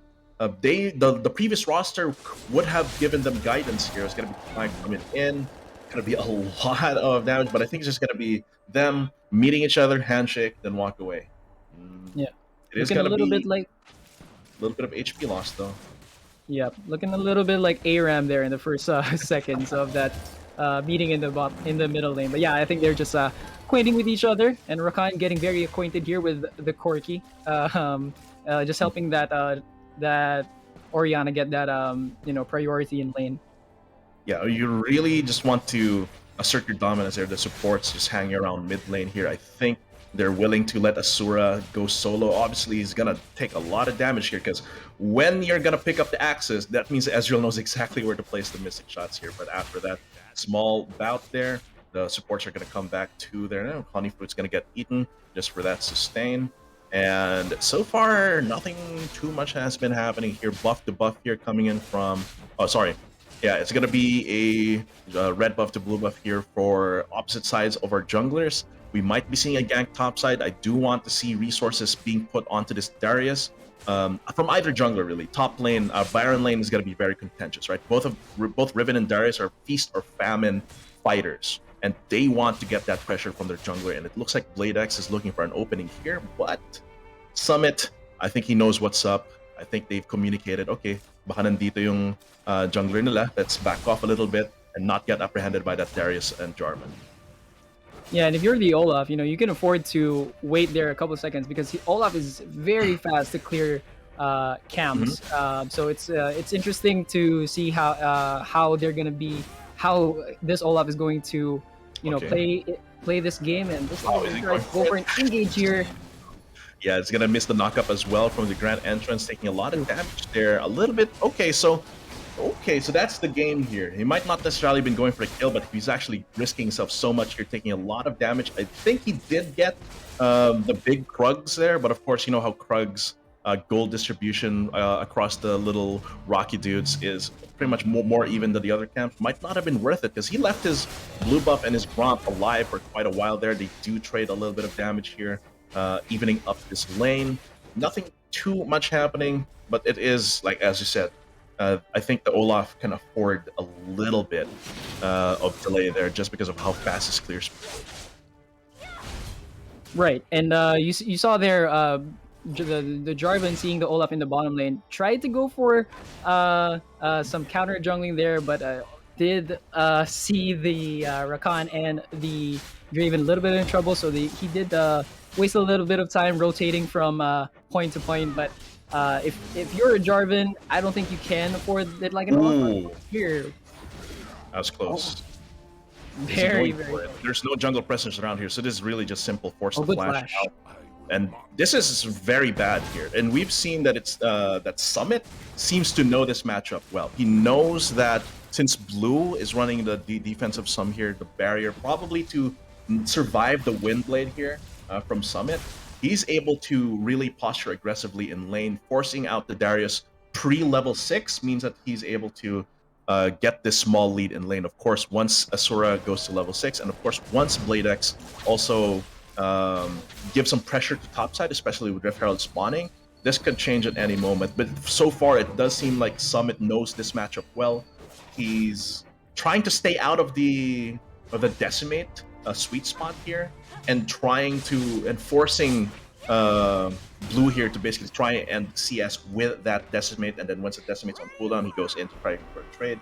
The package is going to come through. Cloud Drake is a little bit better in Wild Rift than it is in Lake PC, if you've been following. But yeah, there's going to be a big shockwave, not going to come through either, but there's going to be first blood onto Kira. Lots of damage in a choke point, though, means that that's going to be 2 deaths here for URS. 2 for 2 so far, but it seems like, oh my lord, Tornado coming in with that damage as well. Mustang Esports overstaying their welcome in this choke point, and that is going to be a full wipe for Mustang Esports there. That was very, very messy. Could have gone either way, but in the end, Tornado is the one that brings it up the damage. Let's take a look at this replay, KBD. Well, yeah, you saw the engage there from Blade X, but very, very strong counter there from the Braum, making sure that no one gets to their targets in time.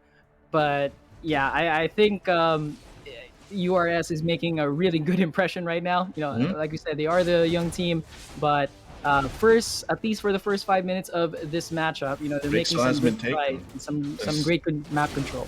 Yeah, they had to go home and lick their wounds there. Flags didn't come up, no drag, which means no knockup for the next few seconds here. They're gonna pushed out by the True Shot Barrage, getting poked out. Blue looking for an in here.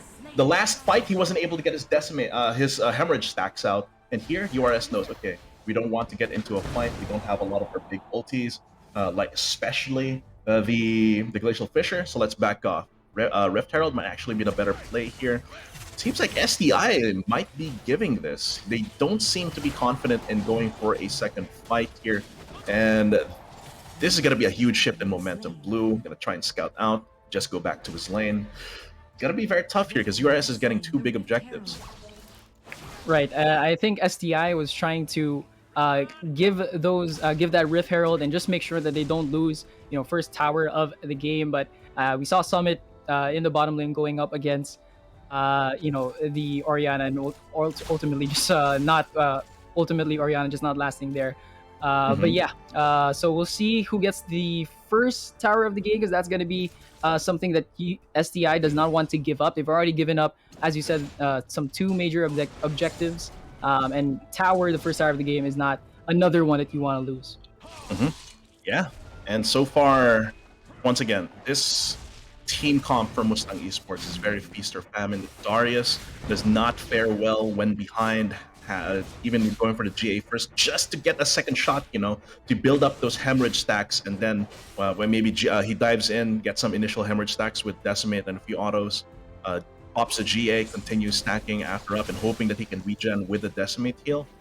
Compared to Summit, who just has so much value from the Black Cleaver immediately, and even going for the Executioner's Calling to prevent any heals from Jisoke and Blue here as well, and of course if Asura gets any lifesteal later. So far, not working too well. Asura has not popped any of his stacks from his Adoration, and they're Looks like going to go down here as well. Yeah. But yeah, going back to your point with Asura, I don't think he's been very aggressive in this matchup, and I don't know if it's because of the limitations that he has with the Draven matchup against the Ezreal, but he's tried to get in some good positions here and there, trying to get those axes in play and trying to find good positioning, but it's just not been working out for him. Over the Cataclysm, I think he's pretty much dead here, unless the Dragon Strike's gonna just poke him in the butt, just kebabs for dinner right now. But so far it's still a 5k gold lead. It doesn't really stop anything that URS is trying to do, but it is a little bit of gold to Mustang Esports, and that I think counts for something. Yeah, it does. And when you look at the matchups again, going back to Asuna and Ezreal, I mean Ezreal right now isn't even popping off as well, but he's still doing a better job of keeping Asura at bay. But once he gets that, Zeralda's grudge there, it's going to be interesting to see how Asuna is going to play through that. Shockwave to try and take out Summit, but is not phased at all here. Going to get knocked up and flashes over to try and get the stun onto Sim. Windblade gets barriered, but it does get alley onto the Olaf here. And now Portal Combat on the right side here. Meanwhile, I do think that Jisoka can get away here, but looks like Hira's coming in here hot. Misses the Mystic shot, but an auto is homing. They do get huge damage on that top side as well. Pops the GA just shy of getting the kill onto Summit, and they're trying to go for this turret. That's gonna be the Whirling Death. Does not pick it up. Just so close there. They don't get the turret. So for now, actually gets punished there by Kira, and that is going to be lots of gold once again to Digital Giants from URS. 10k gold lead. They really leveraged their first Rift Herald to try and take down topside. They got punished lightly for it, but I think it's well worth the trade so far. Yeah, there was a lot of close calls there for SDI. BladeX almost went down there. They almost lost the Rift Herald. I think Asura could have gotten his first kill of the game with so Summit. close. But even then, he's been dying, so those Adoration stacks are actually not too high, not too hot. The fans aren't liking the Draven gameplay so far. The Adoration stacks are low. Kira, he's trying to take this down as well. Is it going to be a repeat of earlier? This is just a replay of what happened earlier. The exact replay where he's pushing mid lane. He arcane shifts over the wall, gets charmed anyway, and then flashes out of the Cataclysm and still gets killed after burning barrier. That is an exact replay of the gank from earlier. That's just hilarious. But once again, a kill is a kill, but it is gonna make it into a 4k gold difference right now. Well, hey, if it ain't broke, don't fix it. They got the first Drake with that move, and it looks like they got, obviously they got the second Drake with it as well. Ooh, okay, my bad. I was watching the wrong feed. Oops. 12k gold lead. 12k gold lead. My bad. Oh, I'm so sorry. I was trying to watch the chat, but I ended up watching that feed instead. But yeah, 13 gold lead for Digital Giants right here.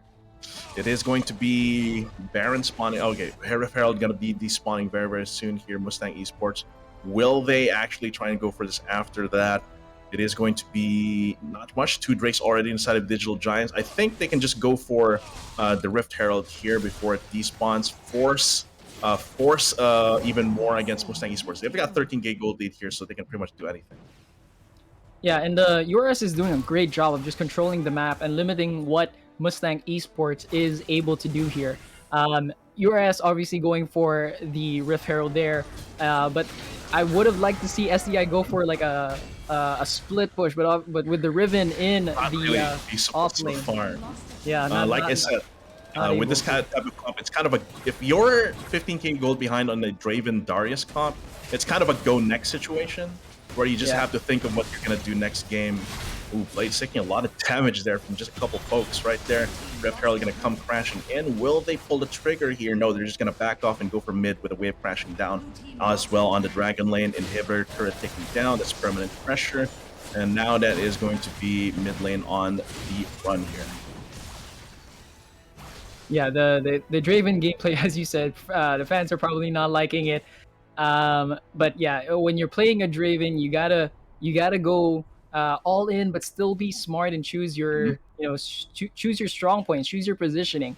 I think Asura in the early game did try to do that with his positioning, but ultimately with the comp of URS Digital Giants, it's a tough spot to be in, and especially when you're a Draven. Ezreal now going for Seralda's Grudge and Iceborne Gauntlet, so that's going to be even more of a headache Mhm. for Asura and especially the Darius, who's obviously wants to close that gap between him and those squishier targets from URS.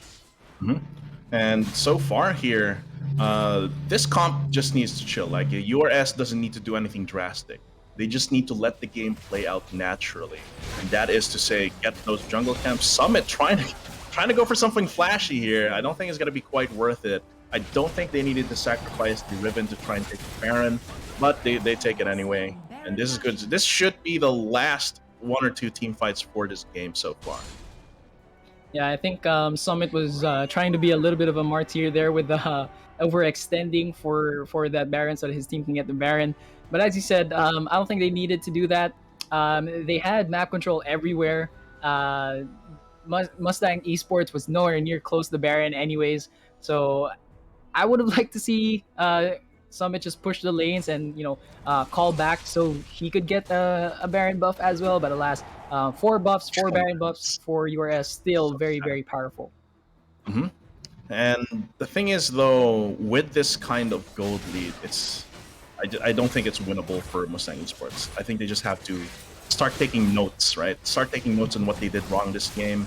They tried to go for some fights that were very messy, that weren't in their favor here. It's going to be another team fight coming in to try and go for Big Boss here, get the initial kill. Lots of damage coming for Bladex and the other member as well, pop the GA. Now they transition immediately towards the back line here to finish off the game. That's game one of this best of three going to URS Digital Giants here. Very, very decisive.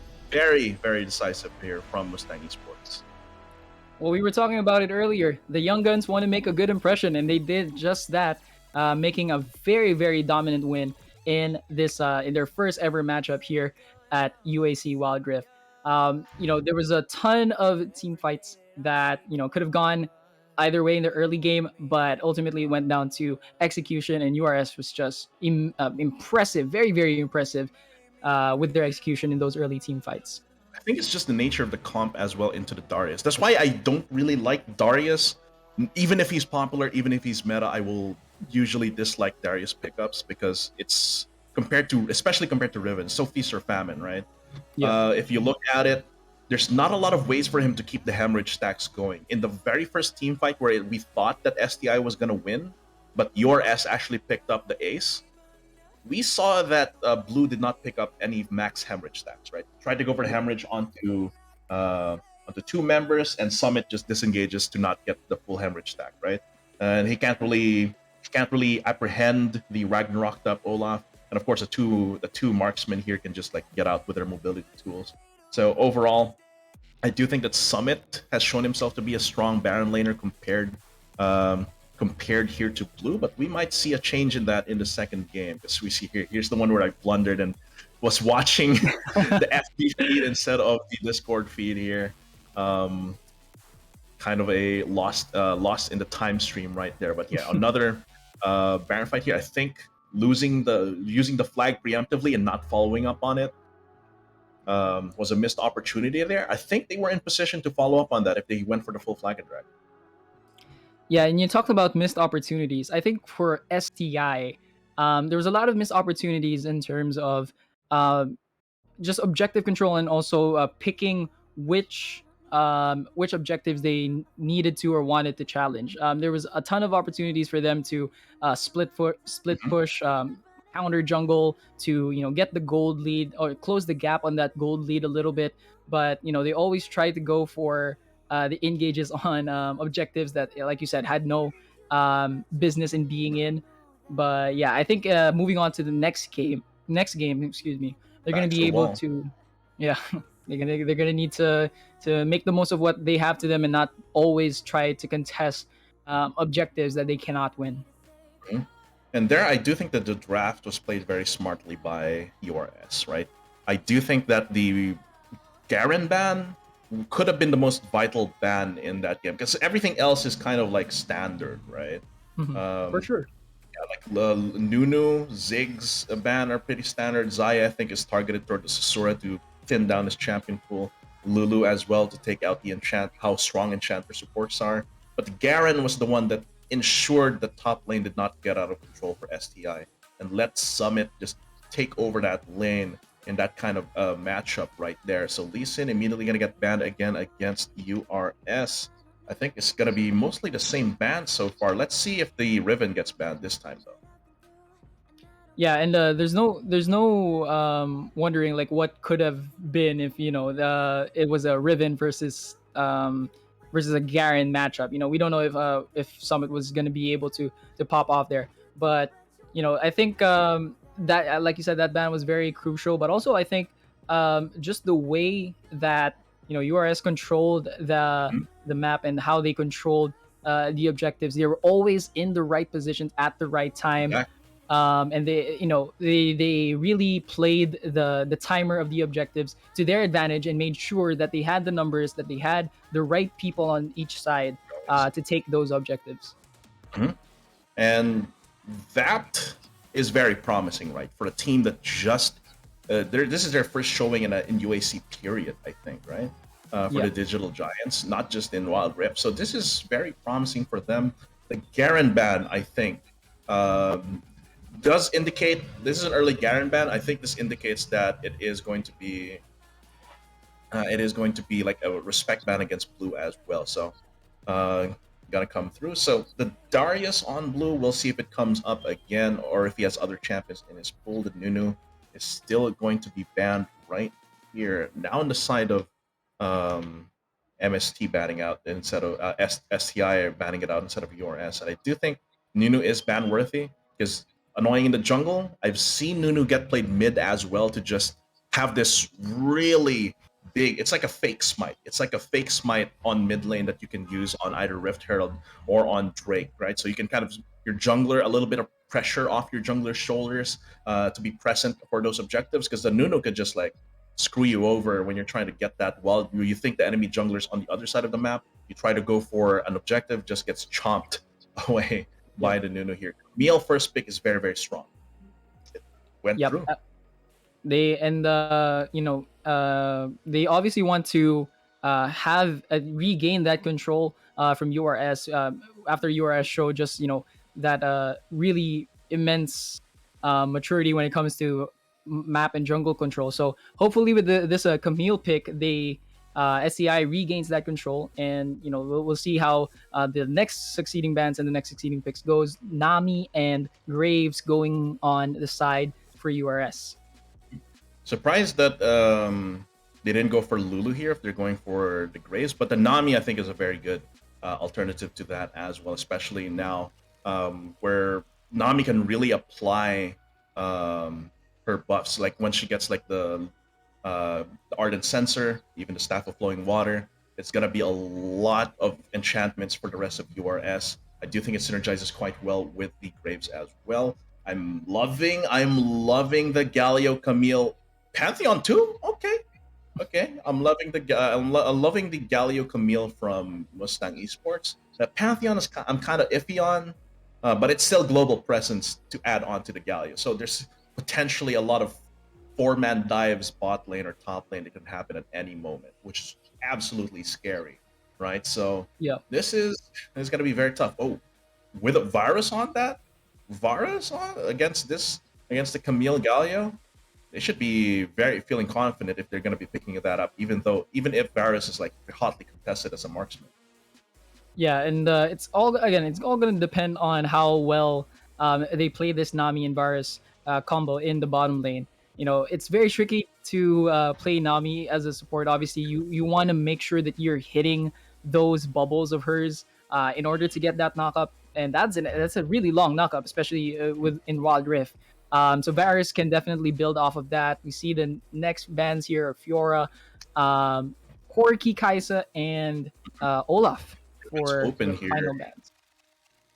Yeah, Riven's open here. It's one of the other like top tier fighters in like carry Baron laners here that Summit can pick up. Of course, Summit did use. Okay, there's a lot of flexibility here because the J4 doesn't necessarily have to go jungle, or rather, the Graves doesn't necessarily have to go jungle, right? So Yep. this could be like a solo lane Graves. We have seen that in pro play as well. Has been rising in popularity. The Jarvan as well is very flexible. So depending on on what Mustang Esports like junglers and mid lane are, this could change as well. Because Pantheon, Camille could be swamped around the Lucian. They want to go all in here. They just want to go deep and deal that damage here. Not a lot of frontline aside from the Galio so far. Yeah, there's a ton of lockups, excuse me, for Lucian to capitalize on. Obviously, you have Camille with that Hextech Ultimatum, Galio, as you said, global presence, and I think what SCI is doing here, they want to regain that Alright. presence that they didn't have in match number 1. So 2 global presence. That's going to be very extremely useful for them. Then you have damage output from Lucian and the Ari as well. Going to be very painful. I'm liking this so far. So obviously, this Nami is most likely just gonna go bot lane with a Varus. The Gragas could go the top side, honestly. But like I said, this is like a kind of a very flexible top half of the map here for Digital Giants. It does seem like okay, so Hysteresis is gonna get the 3-4 in the jungle. Summit's gonna have that Gragas, and we're gonna see a mid lane Graves here. Not we haven't seen the Graves Ari matchup right here. Both of them have pretty decent wave clear, of course, but Sim's gonna have an easier time trading against Tornado at this point. And going for the wave clear, if he can get that priority there, I'm seeing a lot of potential for 4-man dives topside. You get first turret and tear a hole into second tier. That is a possibility. Could go for all the way bot side as well, because Ari roams pretty well. Lots of mobility, can catch out people that are over pushing, out of position. And I'm liking this comp from Mustang Esports here. Digital Giants, the Varus, even though it's very strong, kind of worries me because of the presence of the Camille and the Galio.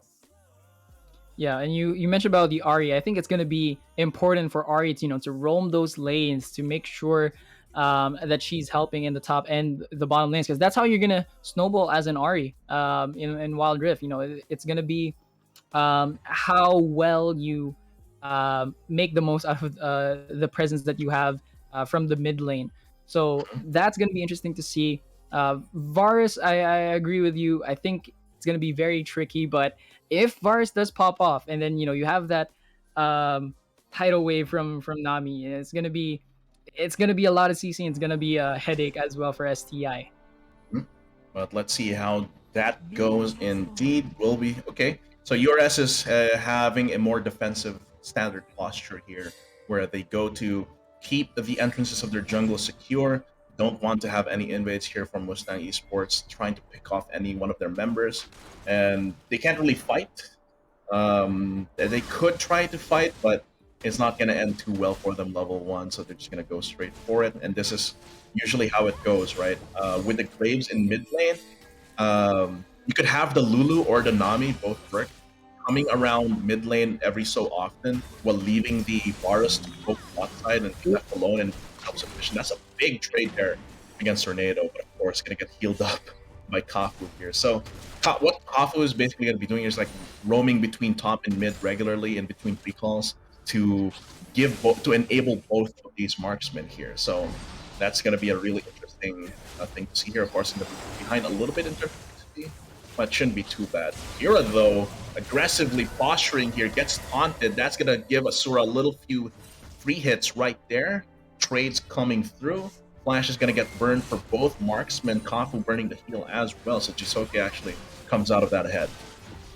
Yeah, and that's what you can do as a Galio. You know, you can go in for that engage. You can taunt everyone, knock them up if you have that. You're at your level 3 already, and your marksman can just, you know, do the rest for you. That'll be very, very important for SDI that they get this Lucian Snowball here. There's look like we're going for an engage. Flag and drag as well through the Golden Ages. The charm isn't going to come to the taunt. Does though, so it's going to be a 4v2. URS late to the party. Combo might get taken down. Lots of stuns onto Tornado. Is he going to risk his life here? End of the line is not going to come out just yet. He's trying to play it safe. They call it quits. Cut their losses right there. Ooh, Kafu is playing a dangerous game here. Kira does not have the flash, and it seems like he's going to blunder that heavily, giving another kill here onto the Pantheon, which can start leveraging this 300 gold lead. That's essentially almost a longsword for him right there. Yeah, and you know, SDI knew that they had the numbers advantage here. They saw everyone closing in, so they did try to go. This could have been very, very, or even more bad for URS. They did lose two kills, but it could have been an easy 3 or 4 kills from SDI. Is he gonna get that? The Golden Age is actually. Oh my god, that was close.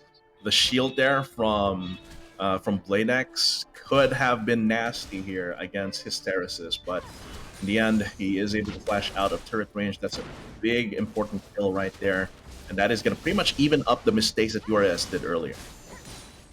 Yeah, and you know, Hysteris, that was a great flash as well. Very, very quick dynamics there from Hysteris. Yeah, I think you see here there's less than 1k gold advantage from URS. So that early trade, or that early 2 kills that they gave off to STI, not biting them in the behinds too much right now. But let's see how they make up for the lost time with their jungling. Yeah, the important thing really is looking at the items. Obviously, if you're a Varus going for like the poke build, you're going, well, poke build is the build in Wild Rift, but you need to get the tier. And right now, Kira hasn't really had a good time to back off. He's constantly being pushed in by Asura and Jisoke, so he can't really get a good recall off here. But if he, which means that for the next minute or so, while if Asura can keep him here, Kira's gonna be put in a difficult spot where he has he's sitting on a lot of gold that he can't really recall because he's gonna lose a lot of CS, which means Mustang Esports, if they go for the Drake here, they're gonna be at a substantial advantage because the BF sword on Asura is pretty big. Yeah, and the Drake that's coming up here is obviously the Ocean Drake. This is not a Drake that you want to let slip. So they're both teams obviously trying to buy here. Looks like they're going for another engage. I know, that's gonna be a huge cataclysm to immediately take out Jisoke, preventing the hero's entrance. They reorganize their battle lines here, make sure to push Mustang Esports in one direction. They've jockeyed control, and they have taken control of this Drake. The Culling is trying to poke them out. No steal is going to happen, but that is just gonna be one kill here. Very decisive from URS. Doesn't seem like SDI can trade anything back there on the top side. I do think that, yeah, Summit and Blue pretty much just fought each other out there at this point, and gives a very nice recall timer here for Summit. Yeah, now URS going for that Rift Herald.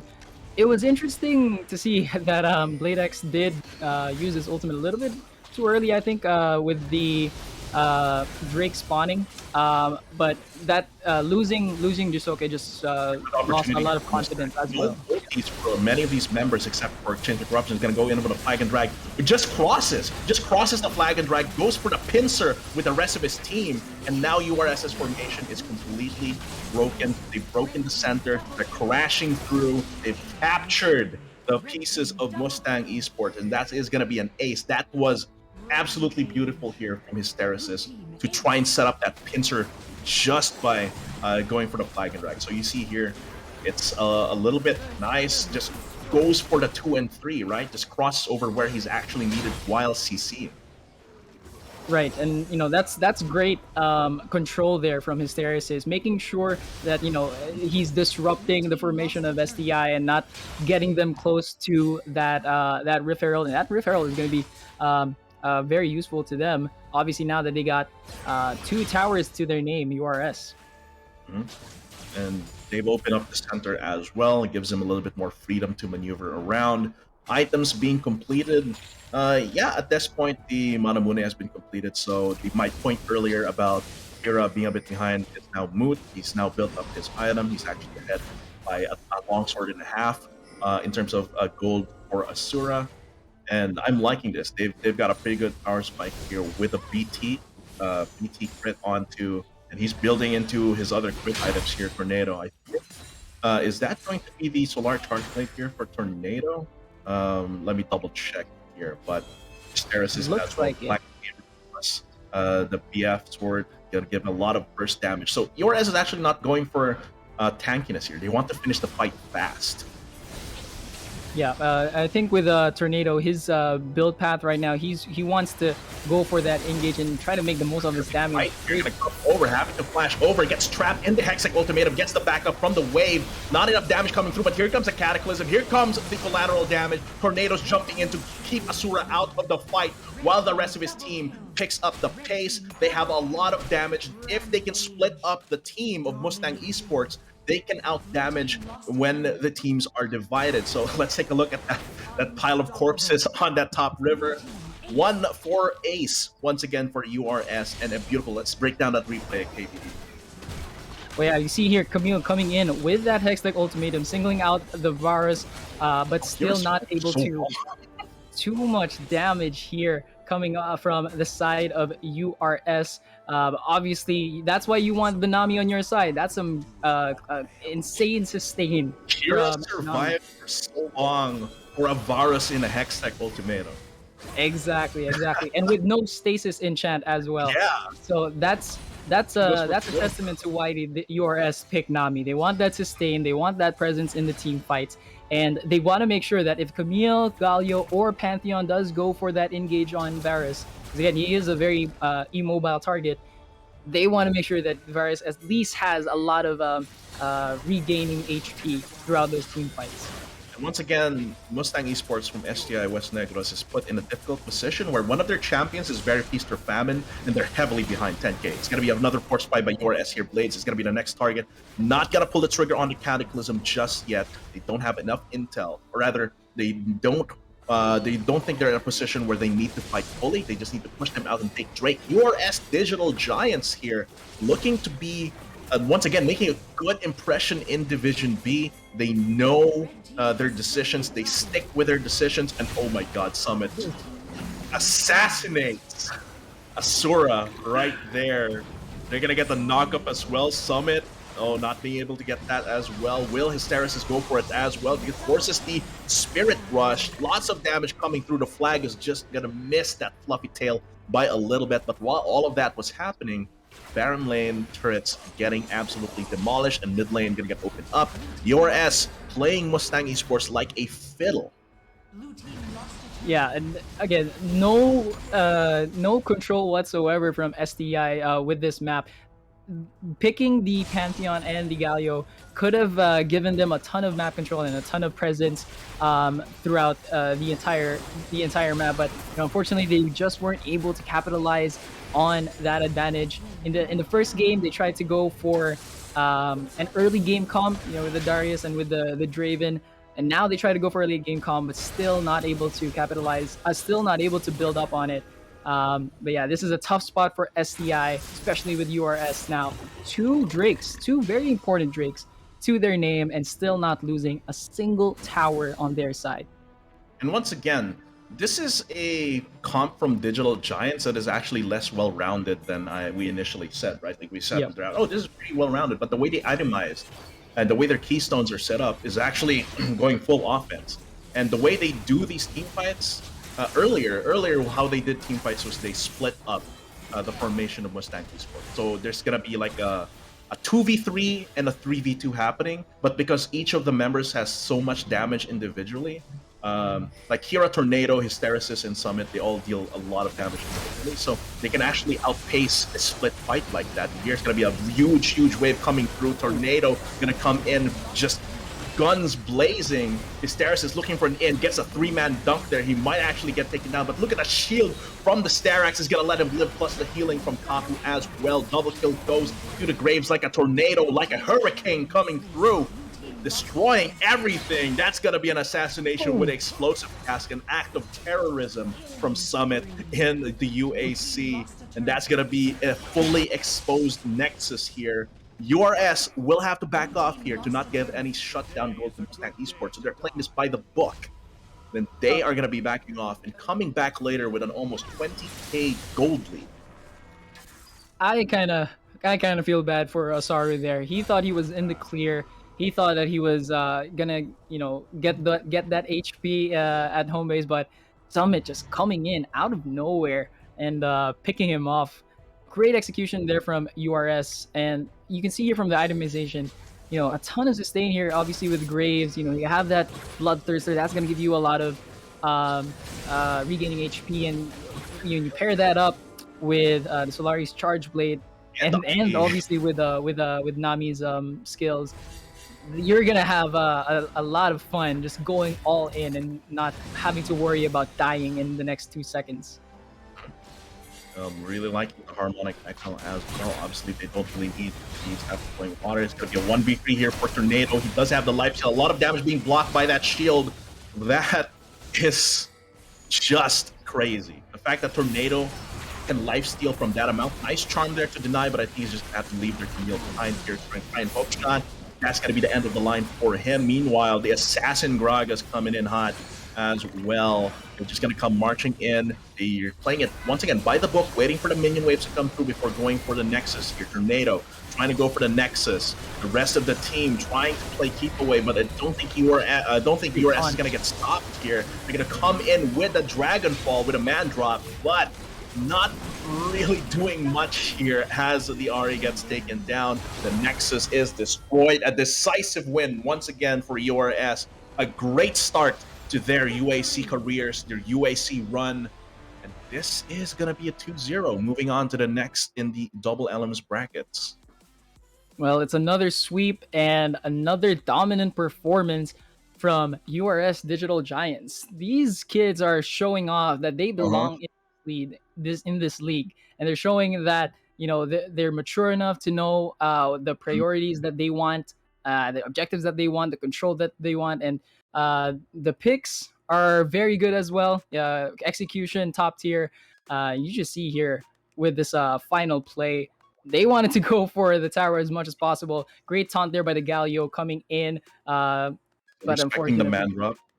Yeah, but too much for STI to handle ultimately. The real question is, well, of course, it's a little unfair to ask them this immediately. Like, will they be able to keep this kind of performance for the rest of Division B upper bracket, right?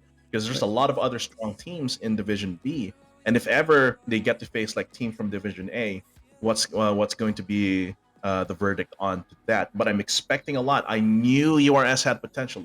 Look at the predictions. It's just me and Dash even these newbies, and they're showing it quite well, of course. Yeah, and again, you talked about how they are potentially going to move forward. If they do move forward, and if they keep up this performance in Division B, how will they match up in Division A? Well, that's going to be the challenge. That's going to be the making of their story. And if it comes to that, it'll be interesting to see how they play towards the stretch of this season. Very fast best of threes, but of course we're going to have one more best of 3 game for Division B for you guys. It's going to be TUPT, the Greyhawks versus UE as well. So we're going to be coming back after a very short break. Thank you for watching. I'm Hiron. With me was Kobe, or KBD, and we'll be back for more Division B action after a short break. Don't go away. Hapunan. Pantoga.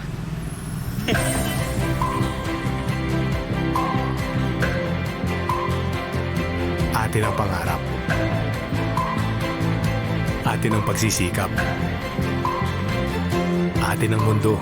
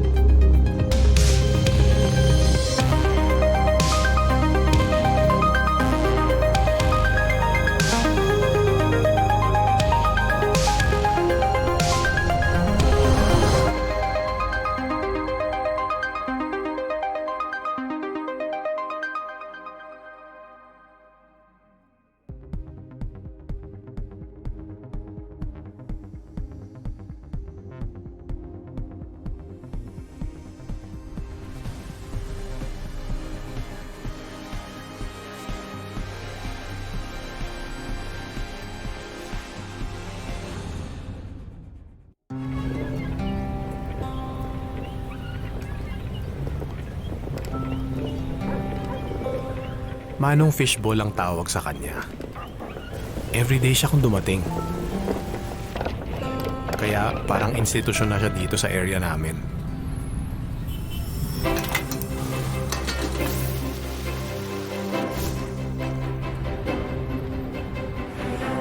Minsan, sobrang late na. Andun pa rin si Manong Fishball. Ginagabi kayo, Manong! Enrollment eh. After some time, yung karito ni Manong Fishball nadagdagan ng may bike. Hanggang kabilang kalye, nagtitinda na rin kayo, Manong? Ang notebook. Sunod na taon, pati menu nadagdagan. Nax, may squid balls na! Mahal kasi ang lapis. Welcome back, Summoners. This is still the University Alliance Cup Season 3 featuring Wild Rift here, and we're still in our Division B games. Next up is going to be TUP, the Gig Greyhawks here. You know the TUP Gearhawks. These are the Greyhawks versus the University of the East Zenith Esports. We'll be your shoutcasters for this next best of 3. I'm Hiron. With me is my buddy Lyric. What's up? Yeah, man, I'm very excited with this lineup right now. Zenith Esports, UE, this is going to be their first showing in this tournament.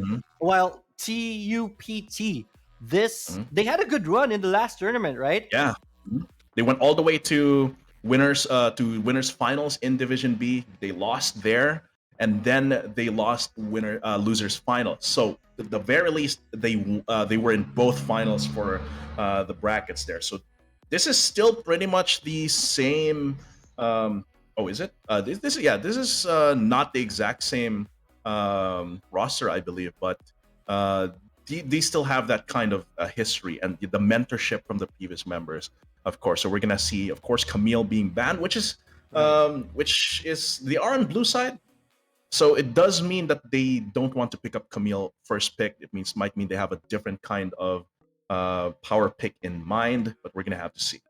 Yeah, and then Ziggs, the usual bans and Galio. Ziggs, one of the most annoying champions right now in the meta. Even if he's nerfed, the pushing power, the map pressure Ziggs Still so gives, impressive. gives you as for the team comp is still very annoying. So Ziggs will be out of the fight. Let's see who the response ban here is going to be after the Galio. It is going to be Jarvan 4, not yet final, but yeah, Jarvan 4 is going to be bad on the side of UE.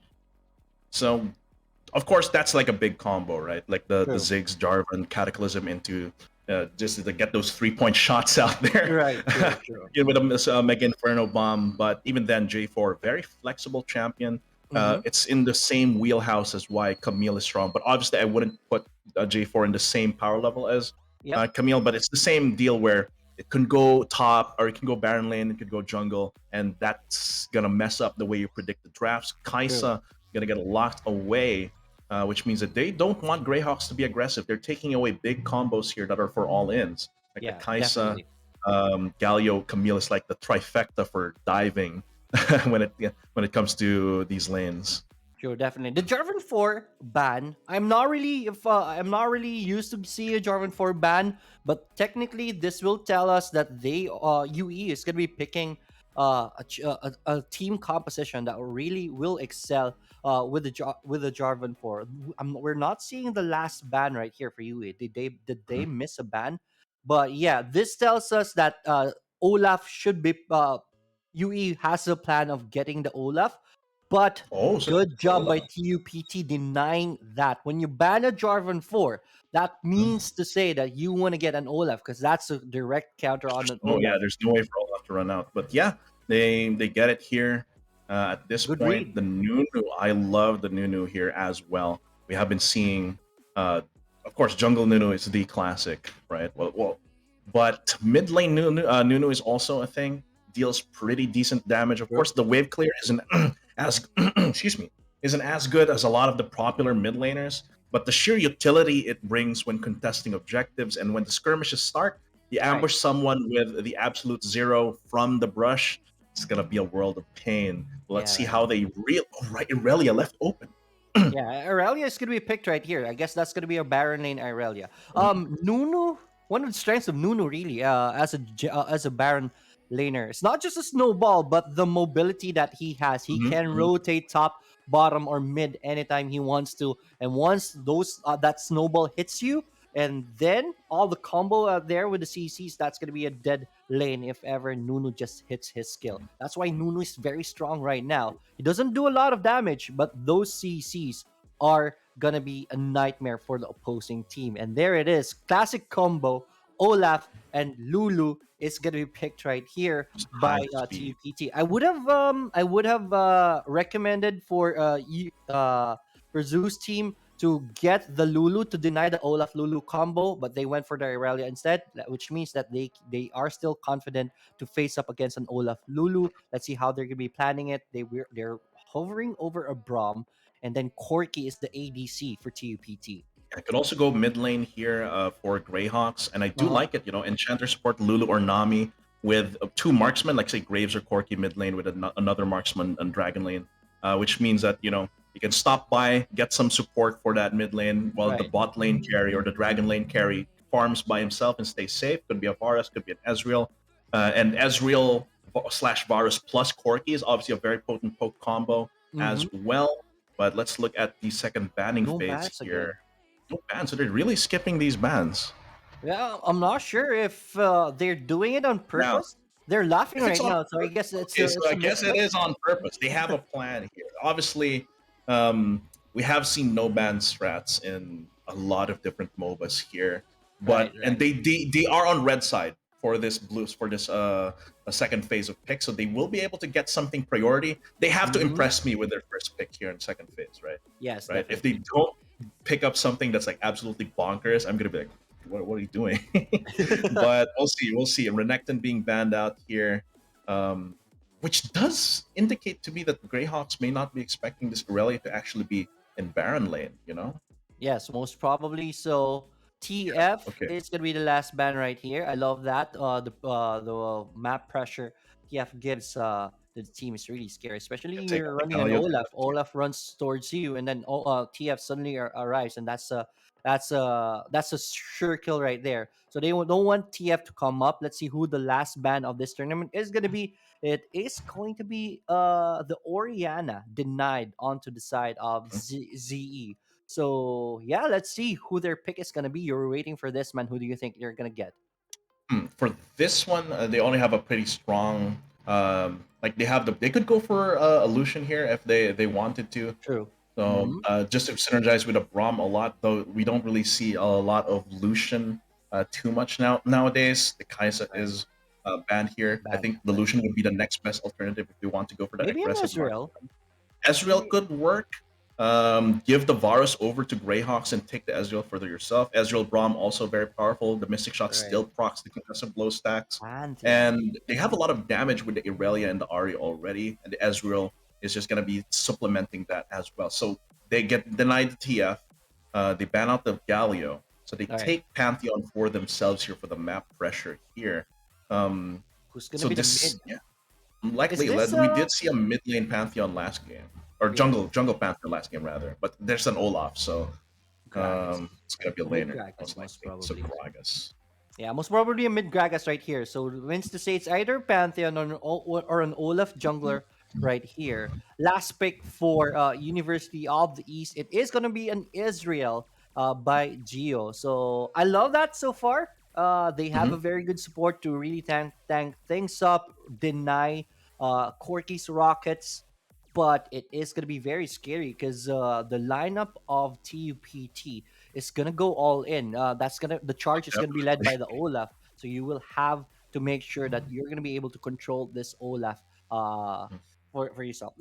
It was I think the Jarvan 4 ban bit them in return because now there is no counter for this Olaf when TUPT got it.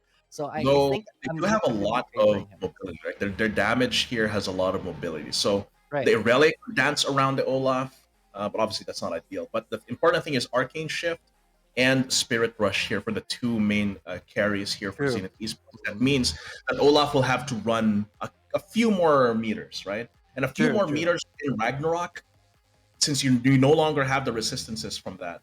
You Yes. lose the resistances from Ragnarok.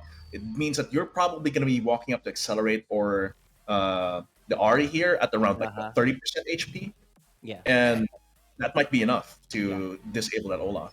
Yeah, but I think that's what the Gragas is for, really. It's to disrupt. Maybe Gragas can go for the explosive cask to initiate things off, displace Ari or Ezreal closer to the Olaf, so that if in case they try to run, Olaf is already very near them, so the chase will be on. Yeah. So I still love the composition right now for on the side of TUPT, but UE still has a very good team. They have the disengages that they need. Hopefully, they will be able to execute those properly. TUPT though, this is a very scary lineup. So I'm favoring them. Who do you favor this one? Yeah, I did predict that TOPT would win just because of the experience that Shin and the gang have, right? But Yes, this yes. is a scary composition because this, but also a relatively not super high execution, but it's there's enough of a barrier of execution for this team because you want to be poking with the Ari and the Ezreal. You want to bob and weave until you weaken them enough that the Irelia can just go in with a Vanguard's edge and go crazy. But Greyhawks, their game plan is simple. It's to go in, right? It's to True. go in. Mhm. They do have some disengage as well, so they're not just guerrilla going in, right? They Right, have some right. disengage in the explosive cask as well as the Valkyrie from the Corki, as well as peel, a soft peel with the wild growth from Panpan right there. But in the end, I think it's going to come down to execution in this game. We have loaded onto the Rift. I'm super excited to see how this is going to go. Will UE be showing a good impression just like the University of Rizal system? We're going to have to see. All right, so here we go, ladies and gentlemen. Yeah, you mentioned earlier, supportal combat right here on the bottom side on the map. It is going to be Olaf. That's going to be the jungler for the side of TPT. Is now onto the Krugs, while Nunu is just started with a blue buff. So I guess there is going to be an expected fight on the top lane Scuttler. Let's see how that is going to be developing as XLR8 is already half HP down. So good poking game right here from TUPT off the bat. Yeah, it's gonna be about the speed. It does look like Rio is going for the full clear. Meanwhile, Shout, of course, isn't Olaf. Probably gonna go for the full clear, but Shout there, of course, going from buff wolves to other buff as well. Maybe try and pressure that Baron lane. The Irelia Pantheon matchup, I do think that once level 3, level 4 comes up, the Irelia has a very good chance of solo killing. Could flank here onto the Pantheon, pushes them out of the Scuttle Crab right there. So it's not going to be, I do think it's just going to be a trade of Scuttle Crabs right there just because of the pathing. But we'll see. This is like Warren Accelerator taking a lot of damage though. Yes, definitely. This is priority on the bottom lane, so it means that TUPT is already winning here on the bottom side. We will be looking at this Nunu. Let's see if he can help the bottom lane as it is Greyhawk's lane down there. At this point on, win conditions so far for TUPT is really for the team fights. They are an aggressive lineup, especially here on the first Drake of the game. It's gonna be a Wind Drake, Cloud Drake. They will want that to help out the Olaf whenever Olaf tries to initiate the fight. So I guess that will be the priority of TPT. They will want to make sure that they win the first team fight right here. The Zenith Esports, on the other hand, will want to scale up. So I guess they're gonna go for the Rift Herald right here and don't want to go for the early fight. Then on, we will know that for sure next 1 minute and 15 seconds of the game. Just a pretty safe early game for both sides at this point. Yeah. It's really going to come down to the first objectives, right? As you said, Right. the Rift Herald and the Drake are going to be coming up. Depends on what Accelerate goes for, right? Both of these actually. So yeah, who is going for the Coffee's Warhammer? Probably going for SSG or maybe Accelerate. Just going for the usual Manamune pickup here as well. It does mean that who just edges Accelerate a little bit in terms of combat stats when break actually happens, but it's not so wide the margin, right? Because the build paths or the build styles of Ezreal and Corki aren't too different. They kind of want the similar kinds of stats. Warts playing with fire right there. He does have his ulti now though. He does have his ulti up break, so the recall is going to come through. I think Herald is going to be the play here for UE. while TOPT Right. can go leverage their presence in bot and Dragon Lane with Pincer? a Drake. Oh, that's gonna be a pincer. Burpin has to flash over. Can he get double stun? Yes, but the redemption is gonna come to block off his escape. That's gonna be first blood going to Fan. And Shout can do nothing but shout and scream as his friend gets killed. And when I said earlier that Herald was the play, it seems like TOPT will take that over. UE is gonna try and trade back the Drake here. Yeah, They do have the jungler. Yeah, there are only 4 champions right here on the side of UE going for the Dragon right here, so they will have to try to do this fast. But yeah, their damage, I think, is going to be enough. I want to commend TUPT once again. I think there's going to be a fight, man. Oh, it's going to be the package coming through to deny them the escape, plus the man drop, the Dragon Ball. Shin's going to take a lot of damage, but he's going to block a lot of it as well. Finally gets taken down. But look at that damage from Hoo with the big one coming in. That's Batman what in the house. That's not what I'm talking about, man. It will take time for them to be able to take down the Dragon. It was enough for TUPT to take down a Rift Herald, and they have enough time for the punish. Beautiful Valkyrie right there. The package was on point. Ezreal, though, did get a good ultimate right there. Look at that damage from the big one as well, from the Rocket Barrage.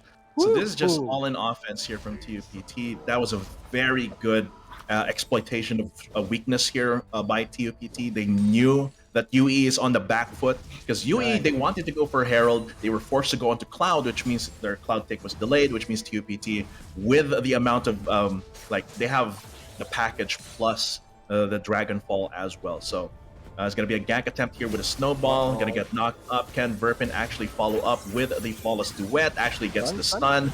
Going to take a lot of damage, but will he actually get the trade? He'll actually survive a little bit with the redemption. It does trade back, but it's going to be picked up once again by the rest of TUPT. So once again, UE tries to go for something, and they get punished hard for it. Second time this happened, it has a 5-6k gold lead. Yes, definitely, man. UE just they try to force that top lane kill right there on the Pantheon. Pantheon, remember, is a tanky champion. They weren't able to really get the kill fast on that top lane. When Pantheon was already in the turret, that would have been time for them to back away, but they still went for it. There's going to be a fight here in the middle, and that is a dead Ari right there. Hoo, though, already very low. He's the next in target. He is going to go down. 1-for-1 trade so far, and I think that's going to be it. 8-3 on the board, 6 minutes 20 minutes in. It's still TUPT who is still on top of this game. Yeah, a little bit overzealous there by TUPT, but they do trade back. One, it stops their momentum going for the mid lane push, but that is a very unhealthy half HP first tier turret. Once that's opened up, which is going to be simple enough for the Corki, that is going to be more map control here for TUPT, which means they can really maneuver around with the package as well as the Dragonfall. And yeah, your point with the Pantheon, building damage here with a Black Cleaver, a little bit of HP, but of course deceptively tanky. The Aegis Assault blocks so much from the front that it's actually a waste of time if you're just shooting from the front here for UE. So right now TUPT, they know they're ahead. They know they have to leverage the Pantheon while it's relevant. And it seems like they're going to go for a 4-man top lane here. Yeah, I believe so. The fight is going to be on, and War will just have to back away. Top turret is going to be taking a pounding right here. Here comes Cavalry on the side of UE, and I think this is going to be a good fight, man. But yeah, I like the movement here from TUPT. Turret is already down, so TUPT will be backing away. Well played. That's 2 turrets to none, man. I like that. They force UE to respond topside. Meanwhile, Shunpa was actually rotating mid because he knew, okay, I've pushed this wave as much as I can. Let me try and threaten mid lane being opened up, which forces UE, since UE was already forced to go top Baron lane side, that means they couldn't really respond mid lane. And even though the turret wasn't taken, the threat was there. To force a decision. Could be a fight with Rift Herald coming up in less than a minute. Ocean Drake as well. So both of these objectives coming out around the same time. So let's see what the priority is for our teams. TUPT might just go for the Herald team fight here because they can finish the game earlier. Oh, look at that. Jumps over with the shield vault as well. Lots of damage come through. Vanguard's Edge going to try and disarm them, but Kubu doesn't really care. Just bringing down the pain with his Rocket Barrage.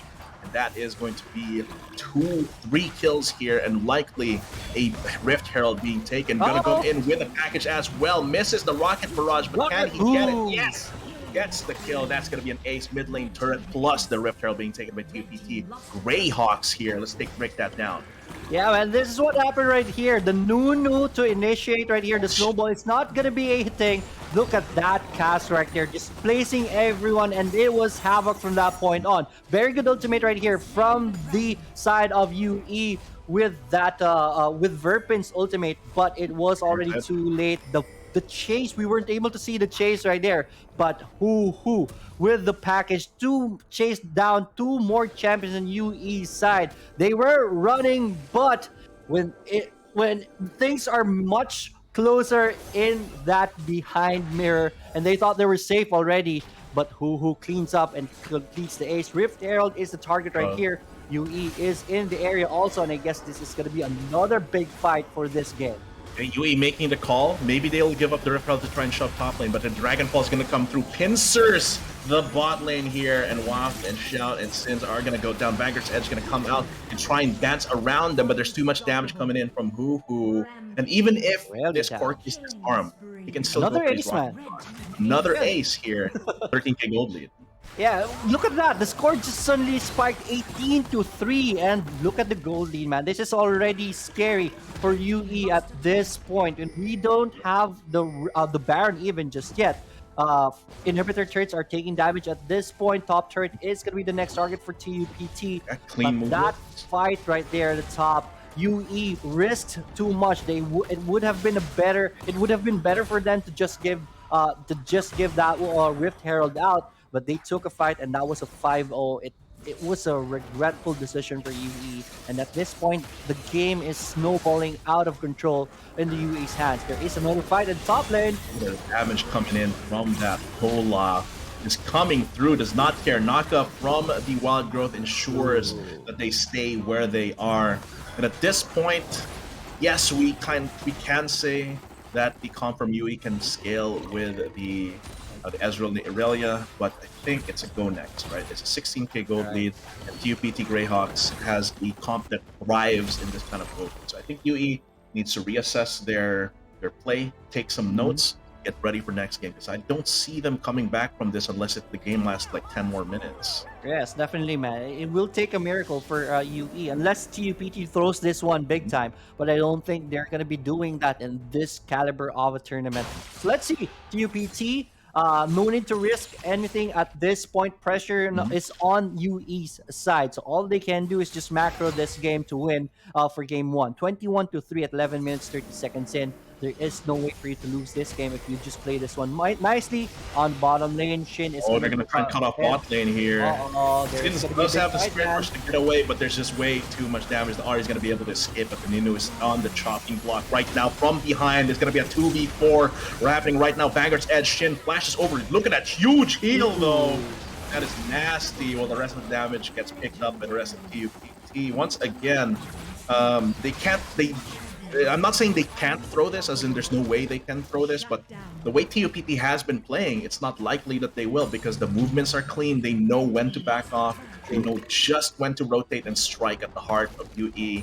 And right now, it's not looking too good here. Inhibitor turret under assault could. I don't think it's going to be game after this team fight, because they're quite low. I think after this Inhibitor, they're just going to back off here, unless Hoo here is actually too ballsy, but it doesn't seem like it's just going to back off. Nunu disconnect the snowball right there. That Shunpo is tanky enough. There's just no follow-up at this point. Everyone from TUPT side is just going to be backing away. Here's the replay of that fight. That Pantheon ultimate is just playing into the hands of TUPT right now. When you think that they are not going to be collapsing on you, TUPT is all over everyone at this point. Olaf did go down this time, but 25-4, TUPT still has full control of this game. Now, Infernal Drake is already alive. Baron is going to be spawning the next 1 second of this game. There is no way for UE to contest this Infernal Drake. There's no rush for TUPT, right? They want to make sure that UE is not going to go for the Baron for the trade, and here is the turn right here, and UE just backs away. They're just buying time for the Infernal Drake to get taken, then they'll pivot to Baron most likely, or they don't need to go for Baron itself. They can just threaten Baron and then turn to UE when they try to disrupt. Even though it is a very behind Nunu, it could still steal away things with Smite plus Devour here. So they are going to get the Rift Herald off top side, try and buy themselves some time. but it's gonna be really rough here for you to try defending this. Rift Herald is going to Oh, be summoned on the top lane. Baron is already taken right here. Nuno is in a tight spot. Will be able to flash exit. He's going to be okay, but this time TUPT has the Baron buff in their hands, and this should be an easy push. Looking at the gold lead, it is almost 20k at this point, 18k to be exact, and that's going to be very painful when, if ever, TUPT opts for a strong push. Now they're just evening out the waves right now, and it's going to be a a 2-3 setup right here. Let's see how UE will play their hands in defending this base. they already have bot lane pushing, so they only need to shove it out. They don't need to escort the wave. True. They could with a Baron buff here with Shunfall. I think that's what he's going to be doing for 2-2-1 setup here. The Rip Herald didn't do much for UE. Actually, I think it just gave Shin a little bit of extra XP there. They're going to come crashing down. The waves sync is quite well. They're syncing up quite well to crash onto the turrets at the same time, which means Oh, TUPT fight has on. to look at that is just murder. That is a massacre. They're flashed over the wall there in the formation by the explosive cast, and they're gonna come swinging. And here comes the Nunu here, gonna try to do something, but it's just not gonna happen. They're tanking a lot of damage here for Shin. Survives with a sliver of HP. And I think that's going to be the Nexus for a 1-0 so far. Gets the ace on top of that. And that's going to be TUPT Greyhawks 1-0 so far. How will UE recover from this one? Yeah, I think they just got outdrafted this time, man. The Jarvan 4 ban, it started from there. It was a really easy read. If you ban Jarvan 4, most probably you're planning to go on Olaf Lulu. And then TUPT responded with the Olaf and Lulu pick just to deny, just to put UE off their plans. So that played well, and this time they had good control. They had very good composition on the escapes on their champions, but the Gragas was there. You just saw that right there. The explosive cast just makes it hard for UE to really go with their plan in the team fights. There's just a replay right here when Pantheon comes crashing in with the Skyfall. That was trouble right there. They were able to take down the Olaf in this fight right here. Olaf already very low, takes a lot of damage from the turrets right there. But in the end, that was still a TUPT fight. Rifts, this is an ill-advised fight right here for UE, but they still they get took it on, flanked. and they got 5-0 right here. That was the point of the game that everything was already out of control because of this one. Yeah. They have to avoid this in game number 2. And I do think that their jungler pick, I mean, Nunu is very strong, right? The thing is, True. Nunu has a purpose. Nunu is not a gank powerhouse, and Nunu isn't really the type to do anything when he power farms. Like your Nunu power farms, then what? He does nothing. Your Nunu has to be used as a tool to contest objectives Right. and counter jungle, deny resources from the opposing jungler. Against an Olaf, it's a little bit difficult because Olaf's clear speed is quite fast. So there's very few opportunities for the Nunu to deny the Olaf any of his caps. And in that case, the Nunu was just really not really doing too much. Yeah. Yes, did get a few snowball ganks here, but like once again, he doesn't have enough damage compared to other gankers to really finish off the fight fast, and he just gets traded back. And at that point, it's very difficult. Nunu, if you pick up Nunu, you have to use Nunu and Willem to their fullest potential, and that's to deny resources from the opposing jungler. Yes, definitely. And Lulu was not really Nunu wasn't really able to do that right here, and that was supposed to be UE's win condition right here. This is a good pincer maneuver onto the mid lane. When the first blood came in, Nunu already was too late. The snowball started from that point on. Another part of the replay, this is when the Baron buff is in the hands. Look at that, just erased at the top lane. And it was downhill from that point on for UE. Pantheon, I remember this point was just strolling with the TPs right there, TPing in front of everyone. They were just celebrating at this point on. Well played once again by TUPT. Greyhawks, they can bring the momentum onto the game too. UE will have to talk over and really try to get back into this game. We want to thank a few of our sponsors again. An AcadArena Alliance, right? If you want to bring esports to your school, the AcadArena Alliance program is here for you, right? Alliance member clubs get access to our exclusive tournaments, mentorship, event support, and of course, the Globe Esports Merit Scholarship. Learn Mhm. how to join the Alliance today at acadarena.com/alliance. That will help you a lot. If you're interested, just contact Acad Arena. And a Also, lot of again, yeah, go ahead. mhm. Yeah, Go and ahead, a man. lot of our student orgs here are part of the alliance. That's why they get so much, like as Leoric said, a lot of event support. So our prestigious orgs like LG Esports, Oblation Esports, Teletigers from UST, and these teams from Division B as well. They're up and coming organizations that want to make a name for themselves Right. in the UAC, in the collegiate scene around the Philippines. So they're also working with AcadArena there to establish that kind of infrastructure that to have in their school, in their org as well. But of course, it's not just the players that get benefits as well. Our newest cycle of scholarships are open to all student gamers. If you have True. siblings, cousins, or friends who are in SHS, senior high school, or college, they could apply for our scholarship grants. Simply visit acadarena.com/scholarships and get a chance to be a hashtag AcadArena scholar. So you don't have to be a pro player. You just have to be an avid gamer and a part of the community of the collegiate esports scene here in the Philippines. And of course, Logitech G, our gaming gear partner, is having some really nice gaming gear at logitech.acadarena.com. So just check it out if you're looking to supercharge your gaming setup so you can hashtag keep playing. Yes, I was looking at the chats right here. I'm looking at our live at the same time. Fans of TPT are hyped up after this game. Number one, shout out to everyone. Mark, Christian Mm-hmm. Tagayong. The guys here are very good, great in supporting your teams. If you want to support your teams or support Acad Arena, please share this live stream to your Facebook page. Let's make our teams have that publicity that they need even further, so that it will help them with their growth, definitely. And also, don't forget to like Acad Arena's page if you're watching right now.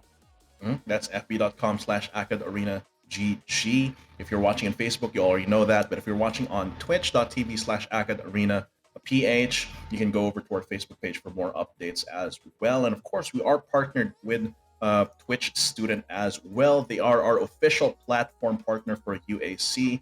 All of our games from UAC are streamed on both Facebook and on Twitch, courtesy of Twitch Student. Of course, all of our network stuff is handled by Globe as well. They're our official telco sponsor, Globe Telecom for UAC. Super excited to see how the rest of this series will go. This is a chance for UE to get back in the game like lightning. They could just strike without warning here and just shoot the Greyhawks out of the sky. Yes, But they that have they is have that amazing. chance. But if Mhm. you're the coach of ZUE right now, what will be your words for them to get back in game number two? This is a must win for them to, if they want to extend this series to a game number three. Greyhawks one more win and they're gonna be winning this one. I think for Zenith Esports, they made a lot of calls to go for fights that they really should not have. Like you said, the Right. Rift Herald one, the gank topside, where they just ended up trading 1 for 2 in not in their favor. True. Those were definitely, they had to make a call. Can we kill here? They have to polish those kinds of calls. Can we kill here? If it's yes, then we go for it. If it's maybe we think twice, right? If it's True. no, then let's just get out and go for something else. They have to make use of their draft as well. If they're gonna pick Nunu again, they're gonna have to use Nunu the way Nunu is supposed to be played. But let's get into the draft here. The very start of this second game of this best of three. Yeah, man. Camille. And then off the bat, we already have two bans, not yet locked onto the Zigs, but Camille will definitely not see the light in this game number two. UE will not want to see Camille. Uh, Zigs will be banned on the side of the Greyhawks. Let's see who their next ban is going to be. Another Jarvan Force. So I won't be surprised if Greyhawks will run another Olaf Lulu right here. Let's see how this is going to be. Or if ever they don't want it, there it is. If they don't want to run the Lulu Olaf, they can ban the Olaf, and they're already hovering over the Olaf. Another very good tell and very good read from TUPT. It does seem like they're subbing out Accelerate here for Estrada. So this is basically showcasing, okay, which marksman here is probably going to have the better showing for their first match in UAC Wild Rift. It could be a difference in champion pools. Well, we'll Right. see. to see how this goes as well. Olaf gonna get banned as well, so we're not gonna see Olaf here either. Finally, I think they've No ban fixed up again. their bans here. Are they gonna go for no ban again? I don't think Yeah, so. they went for a no ban once again. Yeah, That didn't work quite so well for them. let's see. I won't be surprised if I see a Galio ban right here. Maybe a TF ban. That could be done later. But a Galio is a strong ban right here. If you don't want to see the Galio, and there it Yep, is. Galio is Galio gonna be ban. picked up by the Greyhawks. I love that ban right there. I hate to see Galio if I was playing Wild Rift and Galio is on the other team. Just gives so much diversity onto the side of your opponents. So this time Greyhawks banned the Galio. First pick on the side of UE. Who is it gonna be? Varus might be something that they will do here in the Really is strategy. open. If they're not gonna go for okay Nunu. Nunu. Once Oh again, yes. they're really prioritizing the Nunu, but I really want them to use this Nunu as it's intended. You know, as a Yeah. counter jungling monster and as an objective. Basically, if you're up against a Nunu, assuming everything else is equal, you know, like Right. you're True. not taking into account lane priority. If you're equal level with a jungler, you will not steal. You will not be able to take anything against a Nunu. There's no Yeah. 50-50s. The Nunu 100% that, assuming he plays correctly. The Yeah. Riven is going to be True. the pick. Yeah, true, man. If ever Mhm. Nunu goes in for maybe for a steal, you don't want to be in the area where Nunu is. So yeah, Nunu is a good pick right here. Hopefully they heard you, man, and do the right adjustments and bringing this Nunu into the fight. Riven Renekton is Ooh. so. Is this a mid Renekton or mid Uh, Raven? we Can be. have seen the possibility of Riven in the jungle as well, but this could just be mid Renekton or solo lanes from both of them, right? So maybe Riven goes for top side and Renekton goes for mid. Could flex those depending on the matchup as well. TF is going to be left open. It's going to get picked up here.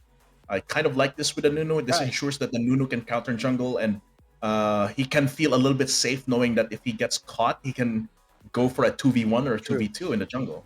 Yeah, especially with Nunu's what do you call this? Mobility. If Nunu decides to gank a lane, TF can always be there to help things out to make sure that their gank is successful. You mentioned this earlier that one of their ganks at the top lane in game number one failed. With TF in the lineup, that will be an easier gank for them to make sure that they get a kill.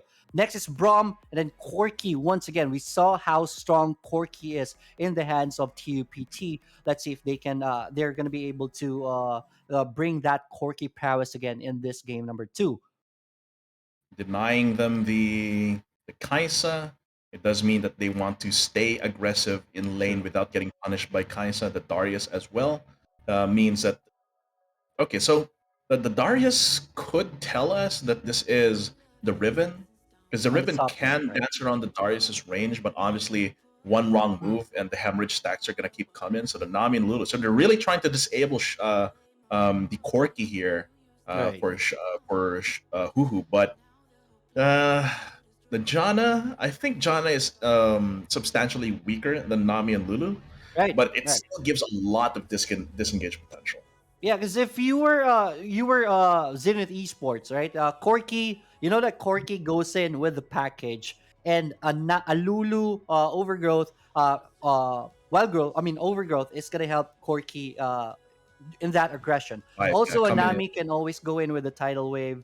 So at least they deny that they are forced to pick a Janna on this Corki, which is a weaker champion to support a Corki. Not weaker champion, but together with a Corki, the synergy is lesser than that. So this Mhm. is a good. These are good bans from coming from UE. Now there it is. I was talking about the Varus. I would almost probably go for Varus, and they did. I love that right now. Fiora is going to be picked on the side of UE, and the last pick is going to be Gragas onto the side of TUPT. I love the Fiora right here, but going up against a Riven, that is going to be a hard task. Mhm. Yeah, it's a bit of a skill matchup that once one party gets a kill, they can kind of run away with the game from there. But it does seem like it's gonna be the Renekton, right? So Renekton usually a lane bully. The Fiora can actually match that, but obviously um, obviously the Renekton has a distinct advantage of just being that bully there as True. well. But we're gonna see here. The Riven, if it's going to Ryu, I think that's gonna go jungle Riven with the mid lane Gragas to face off against the TF. True. I like the comp here from Zenith Esports. It's a Yeah, me too. it's like a very standard comp. Like you see it in like C Icon or ESL, right? True. Yeah, the Fiora split push plan right here. And with the TF, that encourages the split push because whenever Fiora has a good position for a split push, Twisted Fate can always go in and help the split push. And before you know it, all your turrets are already down because of this composition. If you talk about team fights, this is a very strong team fight lineup. Also, you have the Braum, you have the Nunu to really control everything. Varus will be a bit safer at the backlines with the Braum protecting him. And then also with the shield, Corki will have a hard time hitting on that Varus. And looking at the lineup of TPT, they don't really have a strong catch onto this Varus. So I love UE's lineup right here. Yeah, they don't really have an instant in onto the Right. Varus, but they do have a few opportunities, right? Just jump in with a Gragas or the Riven, try to take down the Varus. Of course, the Brahm's not gonna let that happen too easily. But once again, it comes down to execution here with Rio in the jungle. I'm really excited to see how this is gonna go. The comp here from Zenith Esports is very promising. But once again, I want them to use this Nunu to its full potential to aggressively contest these objectives, and for that to happen, they need to be really trying to get that priority in these lanes, right? Definitely, man. So yeah, here we go, ladies and gentlemen. Game number 2. UE on the blue side, TPT on the yellow side. Once again, UE will have to try to win this one if they want to extend this to game number 3. Panpan is gonna be called right here. It is gonna be a little supportive combat, but Panpan should be okay. There is not enough damage at that point on. Nuno went in for the red buff this time. First, Riven is now at the Krugs going for the red buff also. So nothing surprising in this early game. Estrada, though, lagged. I think that's a lag right there. Yeah, I think he DC'd right there. I mean, I guess Shin just took it at that point. Yeah. I'm not sure what the rules are, but yeah, that's sad right there. But UE, that's bad Well, news. they can't really man. do anything about it. Things happen, especially when you're in the pandemic where you're not on site playing. True. It's a little bit harder as well. Wow, forcing the flash and the honey fruit consumption onto Sins here.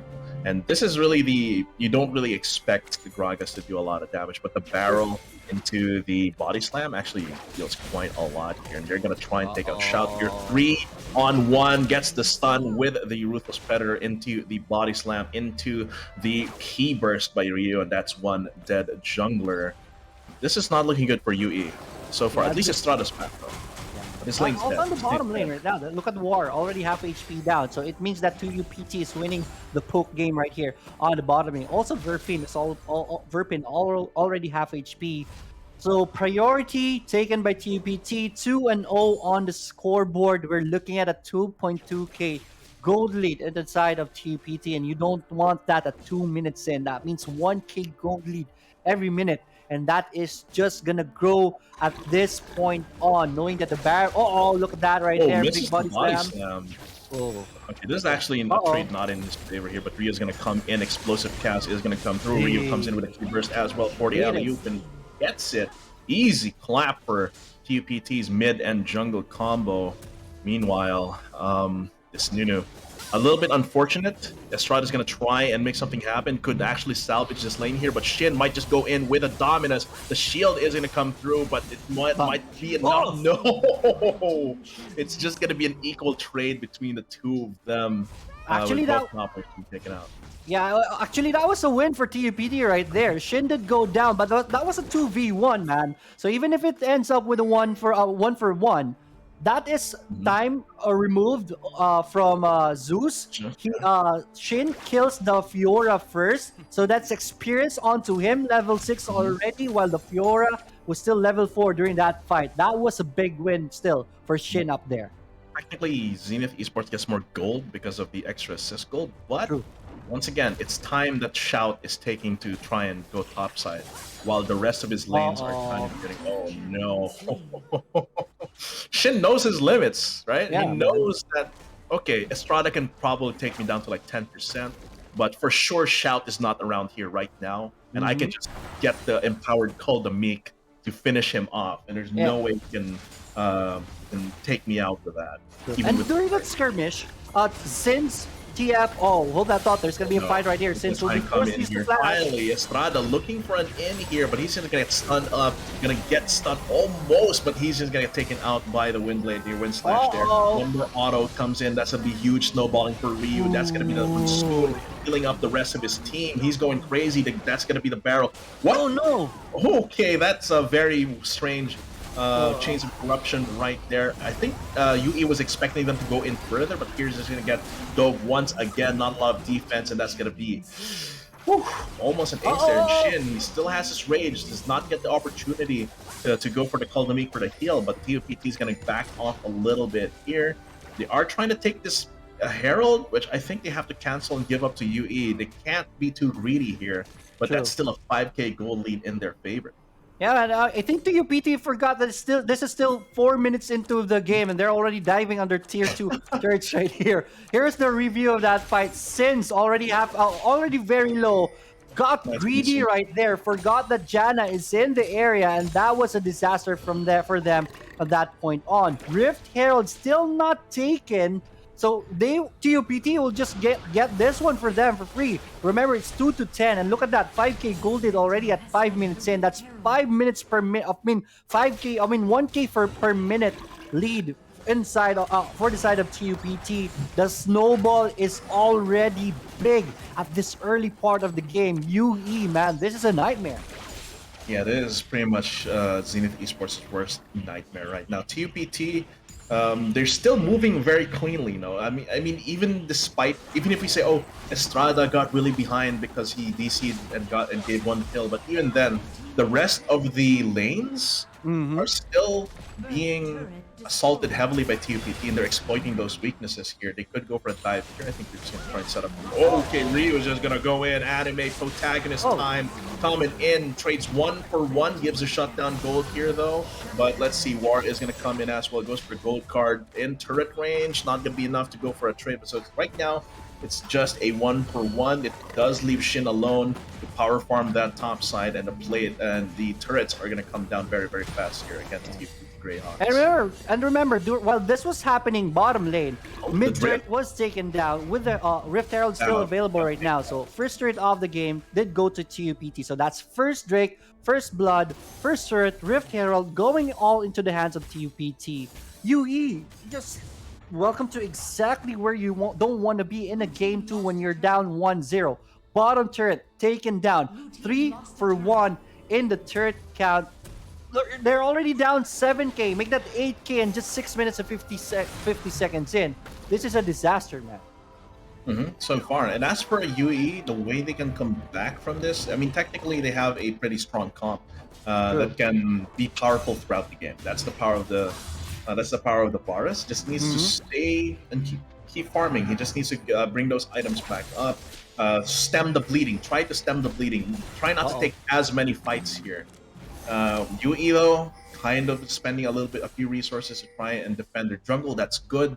They're not chasing them out though. They're just focusing on keeping their ground. That's good. UE is not completely out of this game just yet. They are gonna get Verpin, forces the flash and the ulti as well. Can they get a kill onto Jana? Yes, that is one important kill that they can pick out. Can they get the rest of it though? That is going to be Rio coming in though, and I think this is where it all falls apart unless they stun lock this Riven. Very good. CC management there to stun lock the Riven. Estrada gonna come in trying to redeem himself after that. He is gonna get taken down by Huhu as well. And now Shin is here. He's gonna get stunned up. He comes in, dives into slice into Call the Meek, calls the Meek indeed. Shin comes over the wall as well, and that's gonna be a dead Sins at ace. TUPT, I said, Yuhi, this is their chance. But once again, they overstay their welcome. They chase in too far, trying to be desperate and getting those kills. Yeah, this was a big mistake for TUPT right here. They got punished right here.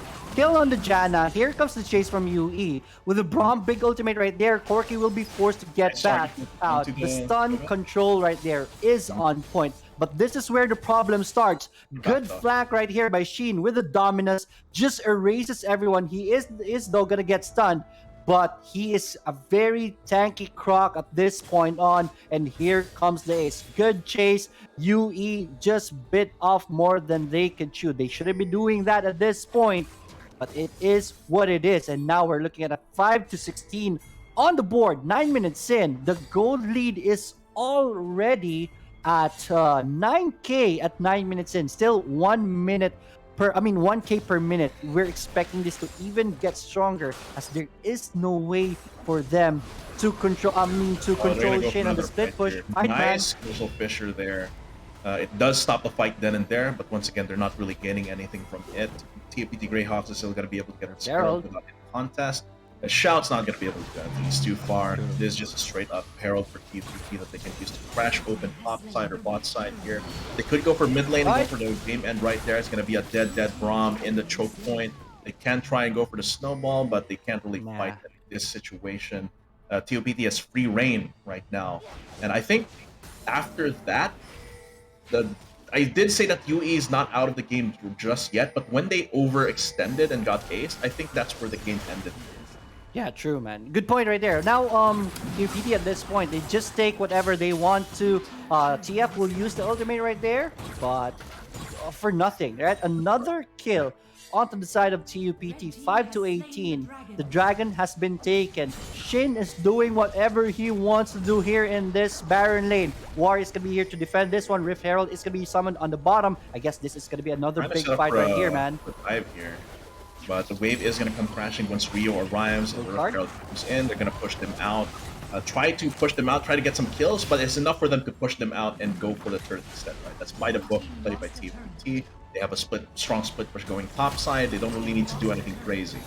Yeah, man. There it is. They're even escorting Rift Herald. One more headbutt. That's not going to connect. Good job by ZUE. At least at that point, they stop it. Gold card is available, but will not be able to throw that one out. TUPT is just out of there. This is a very tough spot here for Zenith Esports. A lot of overextensions, like we saw there that Estrada went bot lane, tried to go for farm. I think being very frustrated, tries to go for farm instead. He gets punished for it once again. The rest of his team has to pick up the slack, and that's doesn't seem like Zenith Esports. I mean, these are up and coming orgs, and this is their first appearance in UAC Wild Rift, so we can't really chastise them too much. Right. But they need to start practicing their form, their tournament form after this, because this is double LMs. So this is not the end of their journey if they lose against TUPT, but they have to, the way they're playing, they're going to get absolutely devoured by the rest of the, okay, so Shouts was going to get killed, right? But yeah, another fight right here. Will they actually keep going for it? Rio jumps over the wall here. He's going to get stunned over and over again. But there's not enough follow-up here. The Monsoon's going to come in. Meanwhile, like the Triari here of the Roman Legions, TUPT Greyhawks comes in with the auxiliary forces here. So once Ryu gets taken down to low HP, in comes the Gragas to clean up the slack, right? So this is being a little bit tough here for EUE so far. Yeah, man. I'm not really sure what you can do at this point if you're UE. Now you are down. Let me do the math. That's 17k gold lead in favor of TUPT, and that's just 12 minutes 13 seconds in, man. This is just crazy for TUPT. I'm not sure what UE can do at this point. There is Ryu here in the area. TP every play they make, either Shin or Ryu is just going to clean up. Right, true. So they have to make their commitments very shallow. They get 1 or 2 kills and then they just completely break off the fight with Glacial Fissure, which is a very slow way of getting back into the game when your inhibitor turrets and Baron are being threatened, right? So yeah, I think UE needs to think about how they polish their gameplay, because the way they were playing, even if you take away the disconnect from Estrada, right? True.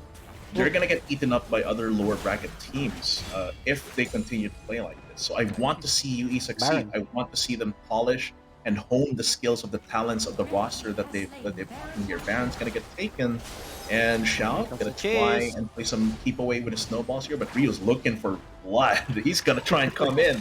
He does not have the flash. All he has are these broken blades. Body slam. In comes a body slam here. Oh my lord! Perfect explosive cast. Does not finish off the kill though, but that's a lot of damage. Ryu's just standing around there threateningly, like a JoJo character, setting up for his team's push mid lane. This is good. Lots of low HP on the TUPT. If they can try and leverage that in their favor, nice Glacial Fissure to try and prevent TUPT from moving forward. Snowball, where's the rest of the damage follow-up? No, Ryu is going to try and go in for the opportunistic kill. Shunpao in. Look at the damage of that. The barrel roll here, going to get stunned, but it's just going to get stasis as well. Lots of damage onto the Braum. Is not going to be enough though. Yeah, Estrada gonna try and be the last stand for his team, redeem himself a little bit. He does get the kill, denies the game, and Ryu's gonna try and go for the Nexus. He gets pushed away. This is shutdown gold going to UE. Very close though. Infernal Drake is gonna come out and he's gonna be taking that as well. But at least UE stays alive. Their defense there was as good as they could have wished for there. Yeah, TUPT tried to brute force their win right here. I see the plan right here. But if instead of just going for the chase, if they just went for the Nexus, this would have been game over already. I think this is just TUPT having fun in this game. They know that they have this in the bag already, so they're just having fun. Now with the Infernal Drake in their hands, I don't know what UE can do at this point. 9 to 22, 15 minutes in. We're looking at an 18k gold lead in favor of TUPT. At least UE, at the very least, they stopped the growth of that lead. It's stuck at 18k, but that's still 18k, and you're gonna feel that in the next team fights, right? TUPT setting up for another push at the top lane. That's the only inhibitor turret left here on UE's base. At this point, what can UE do? I don't know for sure. They're gonna try to defend this one, but I guess they this have is to gonna make be a the last last fight, stand. man. Oh, you're gonna get broken by the explosive cast. Immediate team fight victory there for TUPT. Meanwhile, Shin comes in. He has GA. He has no fear, but he's not even gonna go down even then. Next is gonna try and take down Huhu, the barrier. Hit the monsoon. Just enough, and I think this is going to be the game end here. TUPT goes for the 2-0 against UE, sending them into the lower bracket. The Greyhawks soaring high in their first game right now in UAC Season 3, Wild Rift. And they're looking to have a very good Division B run like they did in the previous season. Right, man. Convincing win right here from game number 1 and game number 2. I am gonna be rooting for TUPT if they can continue playing like this in the next matches or next series that they're gonna be facing. I guess they have a very strong chance to win this tournament. But we will know for sure in the next coming fights. But this time, valiant effort from our friends over from UE. You're seeing the bracket right now. The upper bracket for this day is already done for Division B. There's the lower bracket right there. But TUPT will be moving forward.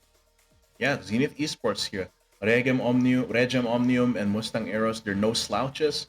And depending on who loses and gets sent to match up against Zenith, they're going to have to prepare hard for that. And once again, polish up that gameplay. I can see that this roster has a lot of potential, but they need to be able to really let that potential shine, polish that potential. So this roster can perform well. I don't want to see UE get knocked out of the lower brackets later. So I hope that they can polish up their gameplay. Meanwhile, TUPT, once again, looking good. But other Division B teams are also looking good. Here are the highlights of the game earlier. This is where Nuno got caught. Look at that. Body slam, casks. They went in even aggressively under the two turrets right here on the UE side. They got a bit trapped, Riven and Gragas right here, but they're going to be A-okay. This was the case right here earlier. Yeah, man, this is a disaster for them. It was looking good for them, but the flank was just perfect right here with the Renekton, with the cleanup, half HP down, but he knows his limits. He knows that he can clean this up, and there it is. The ace is completed by TUPT. Yeah, and I think that's the last of our Division B games for today, but we're still going to be giving you Division A teams, which are going to be best of ones. So just watch out for those. Our Division A teams are the cream of the crop. They are the teams to watch out for in UAC Season 3. So I hope you guys stick around. I have my LG jersey on as well, cheering on Berserk. But of course, we'd just like to shortly thank our sponsors, Logitech G, and of course Globe Telecom and Twitch student as well. And we have been your shoutcasters. I'm Hiron. With me was Leoric, and we'll be back for Division A after a very short break. Don't go away.